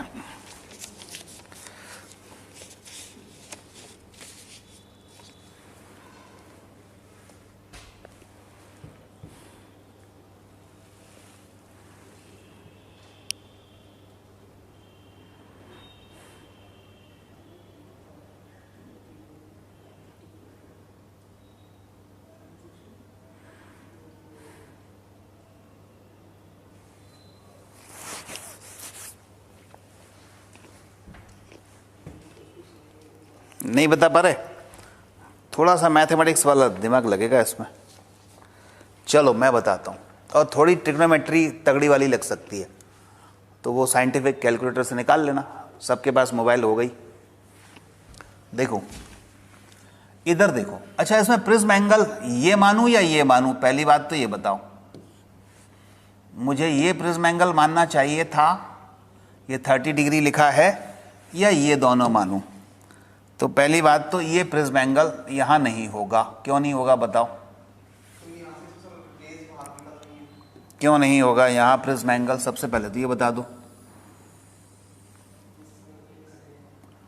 प्रिज्म एंगल हमेशा उन दो सरफेसेस के बीच में होता है जिन दो सरफेसेस से लाइट रे का रिफ्रैक्शन हो रहा होता है। तो इस लाइट रे का रिफ्रैक्शन इससे और इससे हो रहा है, ठीक है? लाइट रे का रिफ्रैक्शन इस सरफेस से और इस सरफेस से हो रहा है। इधर वाली लाइट रेस का भी इससे और इससे रिफ्रैक्शन हो रहा है। तो प्रिज्म एंगल ये वाला होगा। ये कितना दिया है क्वेश्चन में बताओ? 30 डिग्री। तो यहां 30 डिग्री लूंगा मैं, इधर भी 30 डिग्री लूंगा, ये नहीं होगा। क्लियर हो गई बात? ओके, तो ये है, यहां लिख भी देता हूं प्रिज्म एंगल। थोड़ा सा आपको घुमाने के लिए मैंने यहां लिख दिया था, मैं सोच रहा था आप में से कोई एक भी बताए। ये प्रिज्म एंगल है, इधर भी प्रिज्म एंगल हमेशा दो सरफेस के बीच में होता है जहां से लाइट रे रिफ्रैक्ट होती है, और एक ही लाइट रे रिफ्रैक्ट होना चाहिए। ऐसा नहीं कि आपको इधर से हो तो रहा है, इधर से भी हो रहा है। ये वाली लाइट रे जो आ रही है इंसिडेंट रे, वो इन दोनों सरफेस से रिफ्रैक्ट हो रही है, उनके बीच में एंगल रिफ्रैक्टिंग एंगल, और वही क्या होता है? Prism angle. अच्छा, अब अगर मुझे ध्यान से सुनना, ये वाला एंगल पता चल जाए, ये वाला, तो उतना ही ये नीचे वाला होगा, क्योंकि सब कुछ आइडेंटिकल हो रहा है। तो अगर मुझे ये एंगल पता चल जाए, उसका डबल कर दूंगा, तो मेरे पास आंसर आ गया। तो ये एक काम करें, ये एंगल और ये एंगल बराबर होंगे कि नहीं होंगे? ऑल्टरनेट एंगल है। अच्छा, ये एंगल क्या है? ये है इस सरफेस का डेविएशन, इसको डेल्टा 1 मान लूं। ये लाइट रे का डेविएशन है अपने ओरिजिनल पाथ से, जो कि इस सरफेस ने किया। तो अगर ये डेल्टा 1 निकल के आ जाए, तो वही नीचे वाला डेल्टा 2 होगा, दोनों का डबल कर देंगे। तो अब हमारा मुख्य उद्देश्य, मेन मोटिव है डेल्टा 1 फाइंड करना। डेल्टा 1 के लिए दिमाग लगाओ कि एक सरफेस से जब हम डेल्टा निकालते हैं तो कैसे निकालते हैं, या प्रिज्म से एक लाइट रे का नेट डेविएशन निकालते हैं तो कैसे निकालते हैं। एक लाइट रे जा रही है, ये वाली, एक ए को पकड़ लो, जो ए का होगा वही बी का होगा। तो हम तो ए को पकड़ लिया, तो ए जो लाइट रे जा रही है उसका नेट डेविएशन हुआ डेल्टा 1, ठीक है? दोनों सरफेस ने जो टोटल डेविएट किया वो डेल्टा 1। अच्छा, डेल्टा था क्या? डेल्टा 1 इक्वल टू, या डेल्टा था क्या? टोटल डेल्टा बोलो। I1 प्लस I2, या I प्लस E माइनस ए। तो I प्लस E माइनस ए, यही था। अब आप कह सकते हैं कि I क्या है? I तो इधर, बोलो इधर से I। लाइट रे नॉर्मली इंसिडेंट हो रही है, जब नॉर्मली इंसिडेंट होगी तो एंगल ऑफ इंसिडेंस क्या होता है? 0 या 90? 0। नॉर्मल से एंगल बनता है, तो I इक्वल टू हुआ 0। अच्छा, कितने एंगल से इमर्ज हो रही है? ये वाला एंगल ऑफ इमर्जेंस है, जो नॉर्मल से बनेगा E। ये अभी फिलहाल पता नहीं है, तो कैसे निकालें? इधर का एंगल पता चल जाएगा अपने आप ही। क्यों? क्योंकि ये एंगल कितना है? देखो 90, ये 30। तो जब एक साइड का एंगल 90 है, तो ये जो R1 होगा, ये वाला R होगा, वो सीधे सीधे प्रिज्म एंगल के बराबर हो जाएगा। क्योंकि वैसे भी सोच लो, ज्योमेट्री से ये 90 बड़ा कर दूं थोड़ा सा और स्पष्ट हो जाएगा। मोबाइल पर नहीं देख पा रहे होगे तो देखो, ये अगर यहां पर ध्यान देना, ये 90 है तो इधर वाला भी 90, ये 30, तो ये कितना हो जाएगा? 60। ये 60 है तो ये तो नॉर्मल है, तो ये कितना हो जाएगा? 30। ये एंगल 30 हो जाएगा। अच्छा, या वैसे भी इधर R1 इधर R2 और ये A, तो R1 plus R2 equal to A होता है। तो ये R1 तो 90 नहीं होगा, R1 कितना होगा, ये 0, क्योंकि एंगल किससे बनता है, नॉर्मल से। तो इधर बचा ये R2, A 30 है। तो इधर हम पिछले 2 क्वेश्चन में और यही बात समझ चुके थे कि अगर एक साइड वाला एंगल 90 है तो इधर जो R1 हो या R2 हो वो हमेशा प्रिज्म एंगल के ही इक्वल होता है। क्लियर हो गई बात? ठीक है, तो ये इधर 90 है, इधर 30 है, तो ये 60 हुआ ये वाला, और ये हुआ 30 जो हमारे काम का है। अब हमें E निकालना है। अब हमें 30 मिल गया, देखो ये 30 मिल गया, ये E मिल गया, और ये है यहाँ पर प्रिज्म जो ग्लास का बना होगा, रिफ्रैक्टिव इंडेक्स जो भी हो, ठीक है, ग्लास का 1.5 भी होता है। तो यहाँ से लाइट रे का हम निकाल सकते हैं E। कैसे? लाइट रे अब कहाँ से कहाँ जा रही है, ग्लास से एयर में। तो क्या फार्मूला लगाओगे, ए म्यू जी या G mu A? G mu A, क्योंकि ग्लास से किस में जा रही है लाइट रे, एयर में, इक्वल टू साइन जी में एंगल कितना 30, साइन 30, इधर एयर में एंगल कितना, साइन ई। ठीक है, ग्लास टू एयर जा रही है तो ग्लास में एंगल अपॉन एयर में एंगल, ये स्नेल्स लॉ होता है। इसको क्या लिख पाओगे बोलो, म्यू ए अपॉन म्यू जी, इसका रिफ्रैक्टिव इंडेक्स ग्लास के रिस्पेक्ट में। साइन 30 की वैल्यू बोलो 1/2, नीचे साइन ई। थोड़ा तगड़ा क्वेश्चन हो गया ये, बराबर। इधर आ जाओ, म्यू ए कितना होता है 1 upon mu G equal to 1/2 sine E. ठीक है, ये ठीक है, समझ में आ गया। ए का 1, म्यू जी का, अब म्यू जी का भी लिख देते हैं 1.5, 1.5 मतलब 3/2। ठीक है, तो यहां पर म्यू जी लिख दूं मैं, इस म्यू जी को क्या लिख दूं बोलो, 3/2, 2 ऊपर चला गया, 2 2 जा 4 हो गए, तो साइन ई इक्वल टू कितना आया बोलो, यहां सॉल्व करो जरा। साइन ई इक्वल टू, ये साइन ई चाहिए तो 3/4। अब जो मैं बता रहा था कि ई निकालना है, तो ये साइन इनवर्स 3/4 आया। अब यहां थोड़ी सी ट्रिग्नोमेट्री लगेगी कि साइन ई इक्वल टू 3/4 है, तो ई कितना होगा, साइन ई 3/4 है तो ये 0.75 हुआ, तो 0.75 कितने के बराबर होता है साइन में। तो ऐसे सोचो, अंदाजा लगाओ। वैसे तो एग्जैक्ट वैल्यू क्वेश्चन में लिखी होगी कि साइन 3/4 कितना होता है, फिर भी अपन थोड़ा सा अंदाजा लगाएं। ऑप्शन दिए होते तो कैसे इसको सॉल्व करते, और हमें पता नहीं है कि साइन 3/4 क्या होता है। तो ऐसे करते हैं कि साइन 3/4 होता है 0.75। ठीक है, अब सोचो क्या ये साइन 45 हो सकता है? साइन 45 तो 1/√2 होता है, और 1/√2 होता है 0.7, यानी 45 से तो ज़्यादा होगा। ठीक है, क्या ये साइन 60 हो सकता है? तो साइन 60 तो √3 होता है, √3/2 होता है। अब √3/2 करोगे तो 1.7 लगभग बाई 2, 1.7/2, तो ये तो 0.75 से भी ज़्यादा आ रहा है। तो इसका मतलब कहीं वैल्यू जो 45 डिग्री है उसी से थोड़ी सी ज़्यादा होनी चाहिए। ठीक है, तो हम अंदाज के लिए साइन 50 ले सकते हैं। वैसे एग्जैक्ट वैल्यू अगर आप देखोगे तो साइन इनवर्स 3/4 की होती है 0.48। कितनी होती है? 0.48। फिर भी अगर जब ऑप्शन दूर दूर हो तो थोड़ा अपन अंदाजा लगा सकते हैं, अदरवाइज जो एग्जैक्ट वैल्यू है वो आप लिख सकते हैं 48.5, ये होती है 48.5। तो 48.5 इसको याद रख लेना।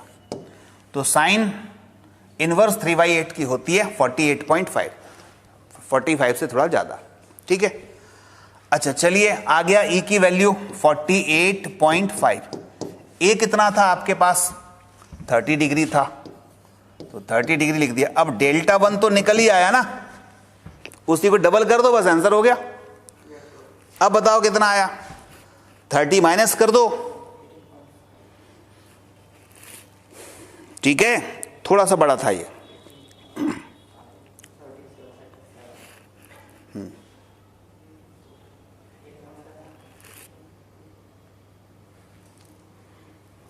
37 आ जाएगा।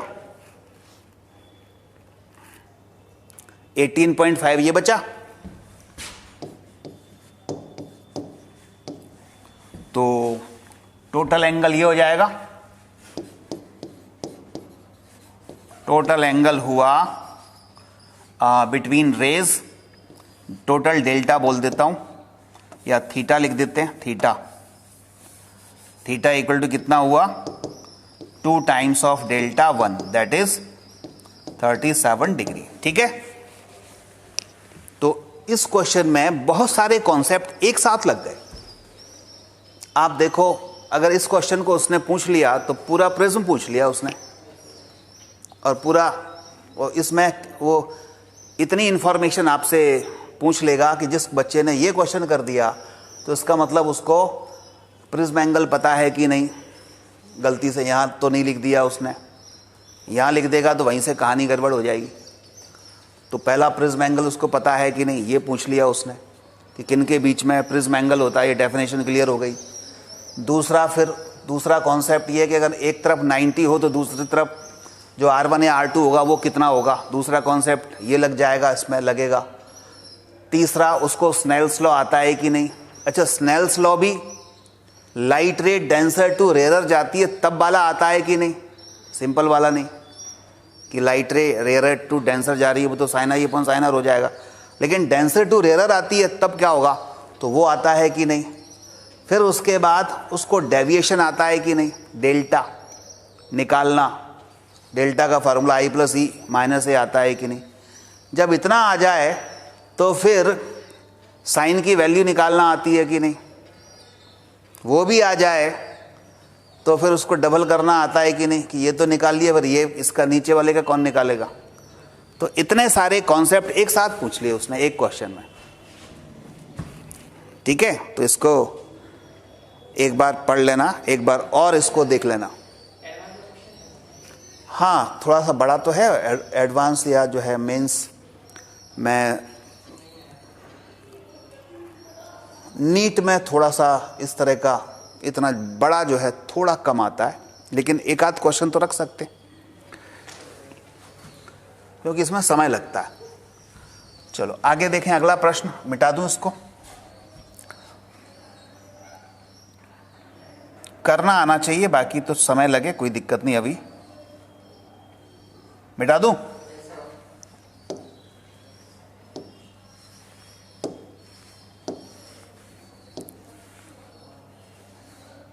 ये यार, हाँ अब ऐसे पूरे के पूरे थोड़ी आएंगे, 45 के 45 ऐसे रख दिए तो फिर तो बच्चे निपट लेंगे।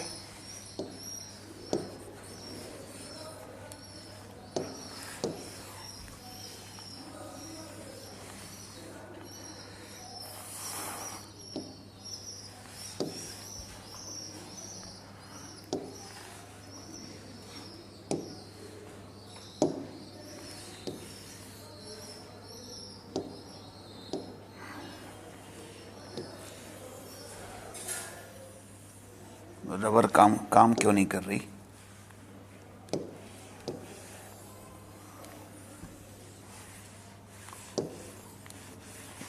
चलो देखो, अगला क्वेश्चन है क्वेश्चन नंबर 20। इसको हम चाहें तो इसी में देख सकते हैं, यहीं पर थोड़ा इसको बड़ा कर दूं तो डायग्राम हमें दोबारा नहीं बनाना पड़ेगा।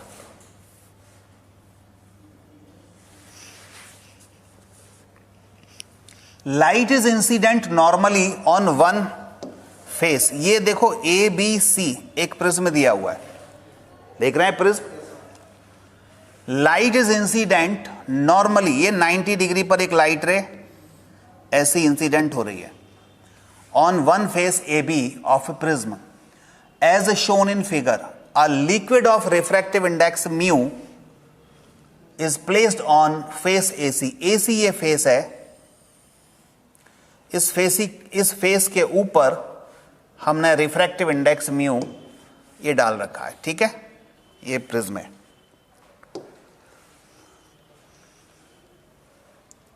If the prism is made of glass, prism glass का बना हुआ है, ठीक बात है, म्यू जी। इसका पता नहीं है, mu L. Prism is made of glass of refractive index 3/2, ठीक बात है, 3/2 होता भी है। द लिमिट्स ऑफ म्यू, इस म्यू मतलब ये जो म्यू एल है उसकी लिमिट पूछी है। Limit of mu, limit of mu का मतलब कि इसमें मिनिमम कितना होना चाहिए। Limit of mu for which total internal reflection takes place from AC, जिसके लिए टोटल इंटरनल रिफ्लेक्शन AC से हो जाए।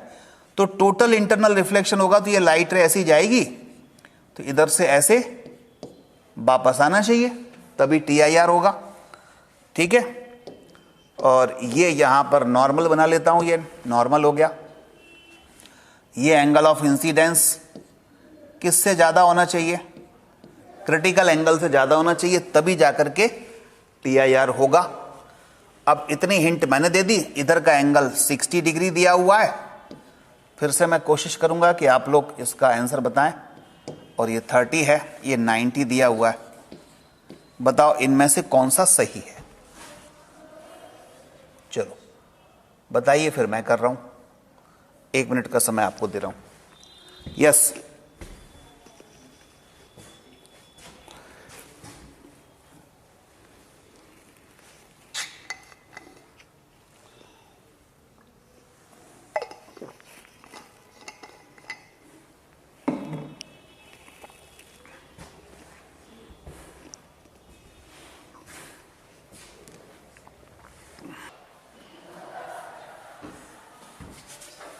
आ गया,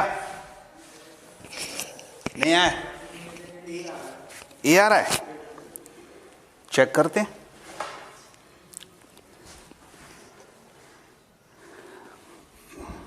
कईयों का B आ रहा है, C भी आ रहा है।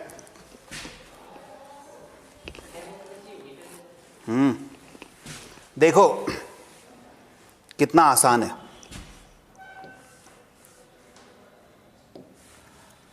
यहां ये तो लिख ही सकते हैं कि I की वैल्यू क्या होना चाहिए, ग्रेटर देन IC होना चाहिए। दोनों तरफ क्या कर दें, sine, sine I greater than कितना, साइन IC, ठीक है। अच्छा जरा बताओ I क्या होगा, ये वाला एंगल होगा क्या, ये एंगल क्या रहा होगा इधर का। ये 60 है, ये 90 है, हाँ तो बिल्कुल सही है, 60 हो रहा हो, क्योंकि ये 90 है 60 है, तो ये वाला R1 60 होगा, तो साइन 60 लिख दूं,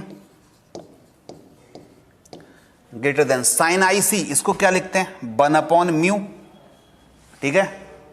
अच्छा म्यू किसका, डेंसर का रेयरर के रिस्पेक्ट में, ठीक है। तो डेंसर का यानी म्यू जी का किसके रिस्पेक्ट में, लिक्विड को तो एल म्यू जी लिखना चाहिए। अब एल म्यू जी को और क्या लिख सकते हैं, ये mu G upon mu L, तो म्यू एल ऊपर और म्यू जी नीचे। और वैसे भी साइन IC लिखते थे less upon more, less refractive index upon more refractive index, यही पढ़ते थे। अच्छा साइन 60 कितना हुआ, √3/2 ग्रेटर देन म्यू एल जो कि निकालना है, डिवाइड बाय म्यू जी 3/2, बोलो।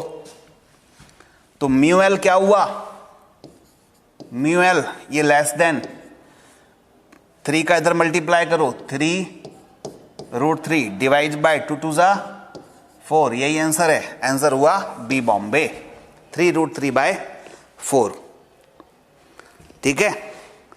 यही होगा 3√3/4 सभी का।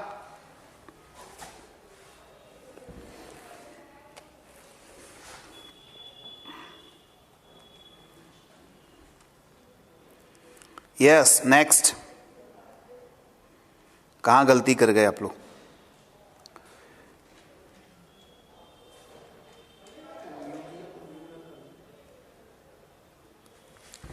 नेक्स्ट क्वेश्चन देखो, क्वेश्चन नंबर 21, मिटा दूं इसको,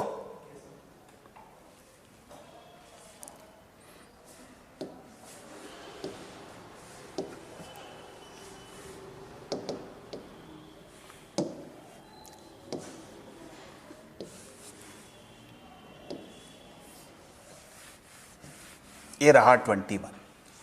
ये भी अच्छा क्वेश्चन है, इसी पे कर लेंगे, जूम कर लेते हैं।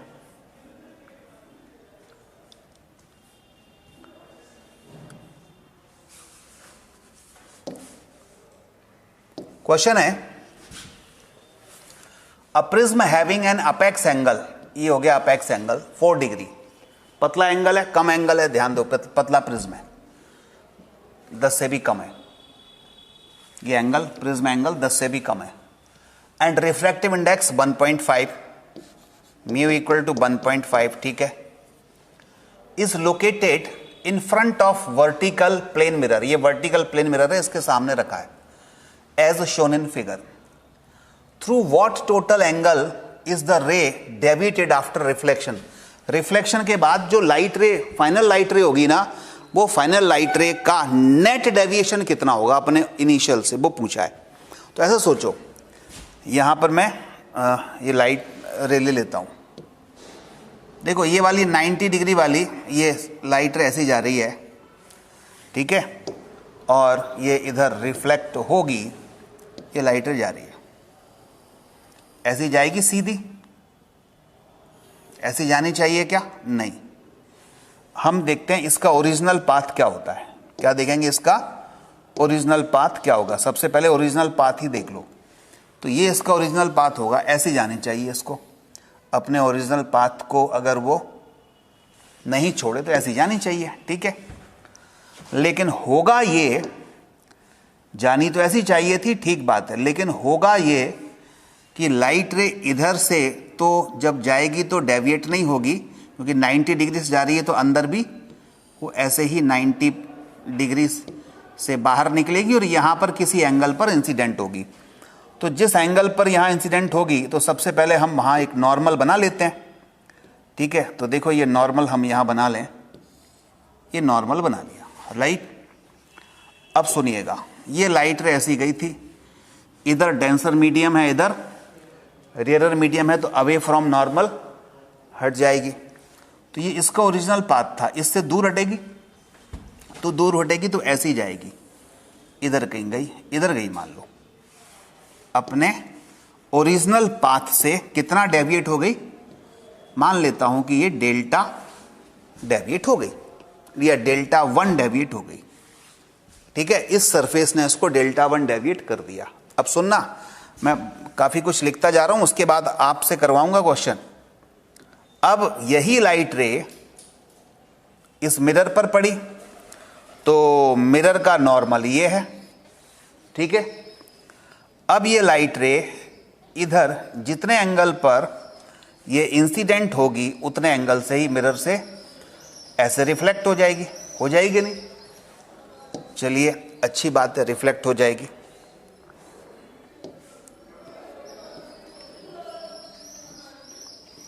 ये नॉर्मल था।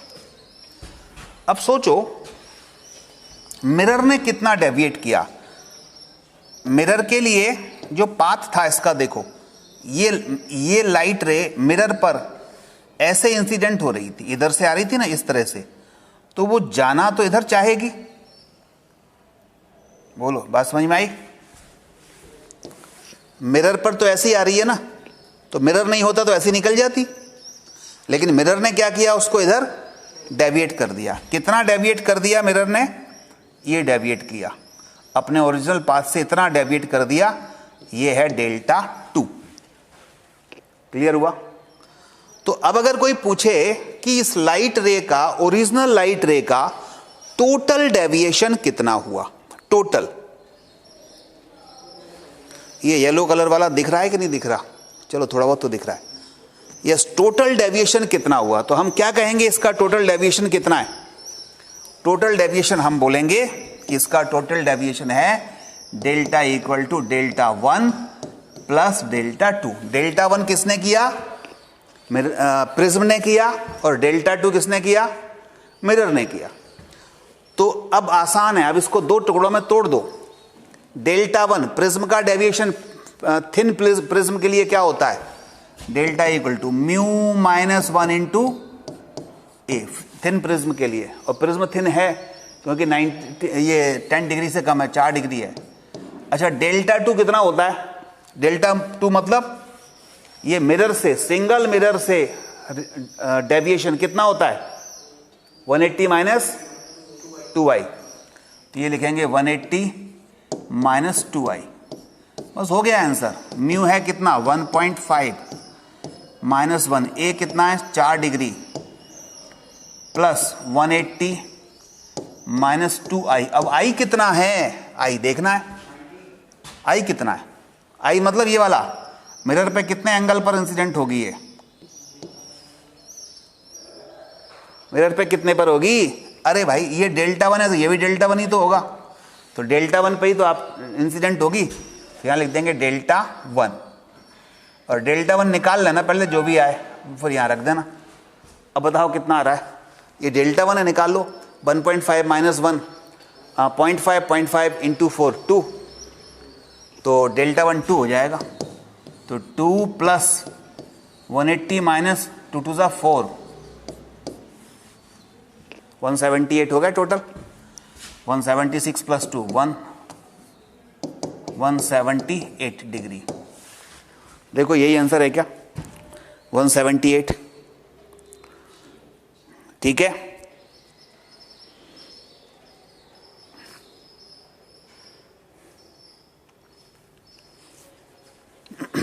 आ गया सबका?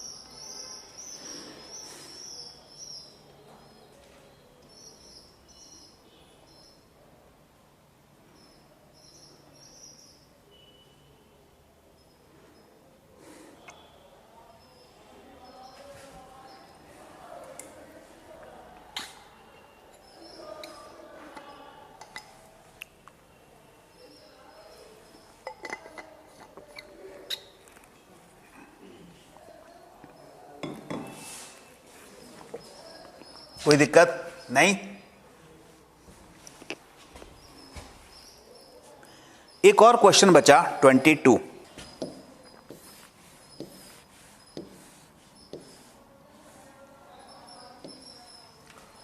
The sides of N isosceles triangle.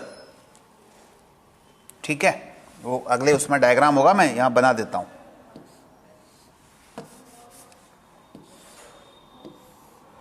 Isosceles right prism, right angle prism. Isosceles मतलब जिसकी दो साइड इक्वल हो, राइट एंगल मतलब एक जगह पर 90 डिग्री हो।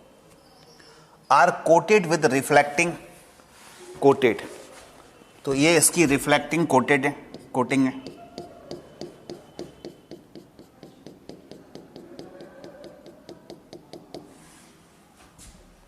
A ray of light falls on hypotenuse at an arbitrary angle। एक लाइट, ये इसका नॉर्मल है, हाइपोटेनस पर किसी भी एंगल पर इंसिडेंट हुई। फॉर व्हाट वैल्यू ऑफ आई, आई की क्या वैल्यू हो कि जो रेज हैं वो प्रिज्म से पैरेलल ही निकले, मतलब पैरेलल ही निकले, बताइए। तो ये मैंने आपको समझाया था कि एक प्रिज्म पर किसी भी एंगल पर, ये अगर ये 90 डिग्री है तो किसी भी एंगल पर इंसिडेंट कराओ हाइपोटेनस पर, वो पैरेलल ही हो जाती है। ठीक है, तो आंसर क्या होगा इसका? Any arbitrary angle, any arbitrary angle, कोई भी एंगल हो, कोई दिक्कत नहीं है। जब वो इस पे गिरेगी तो रिफ्लेक्शन इससे होगा, और अपने आप पैरेलल हो ही जाएगी, क्योंकि ये दोनों 90 पर हैं। इधर रिफ्रैक्शन के बाद इस पर कहीं गिरेगी, इस पे गिरने के बाद इस पे आएगी, फिर पैरेलल हो जाएगी। इस पहले वाली के पैरेलल कहें या एंटी पैरेलल कहें, ये एक दूसरे से इस तरह से जाएंगी, लाइन पैरेलल होंगी, डायरेक्शन एंटी पैरेलल होगी। क्लियर? तो ये यहाँ पर हम इसके क्वेश्चंस कर चुके हैं। अब हाँ, इसका आंसर हो जाएगा एनी एंगल।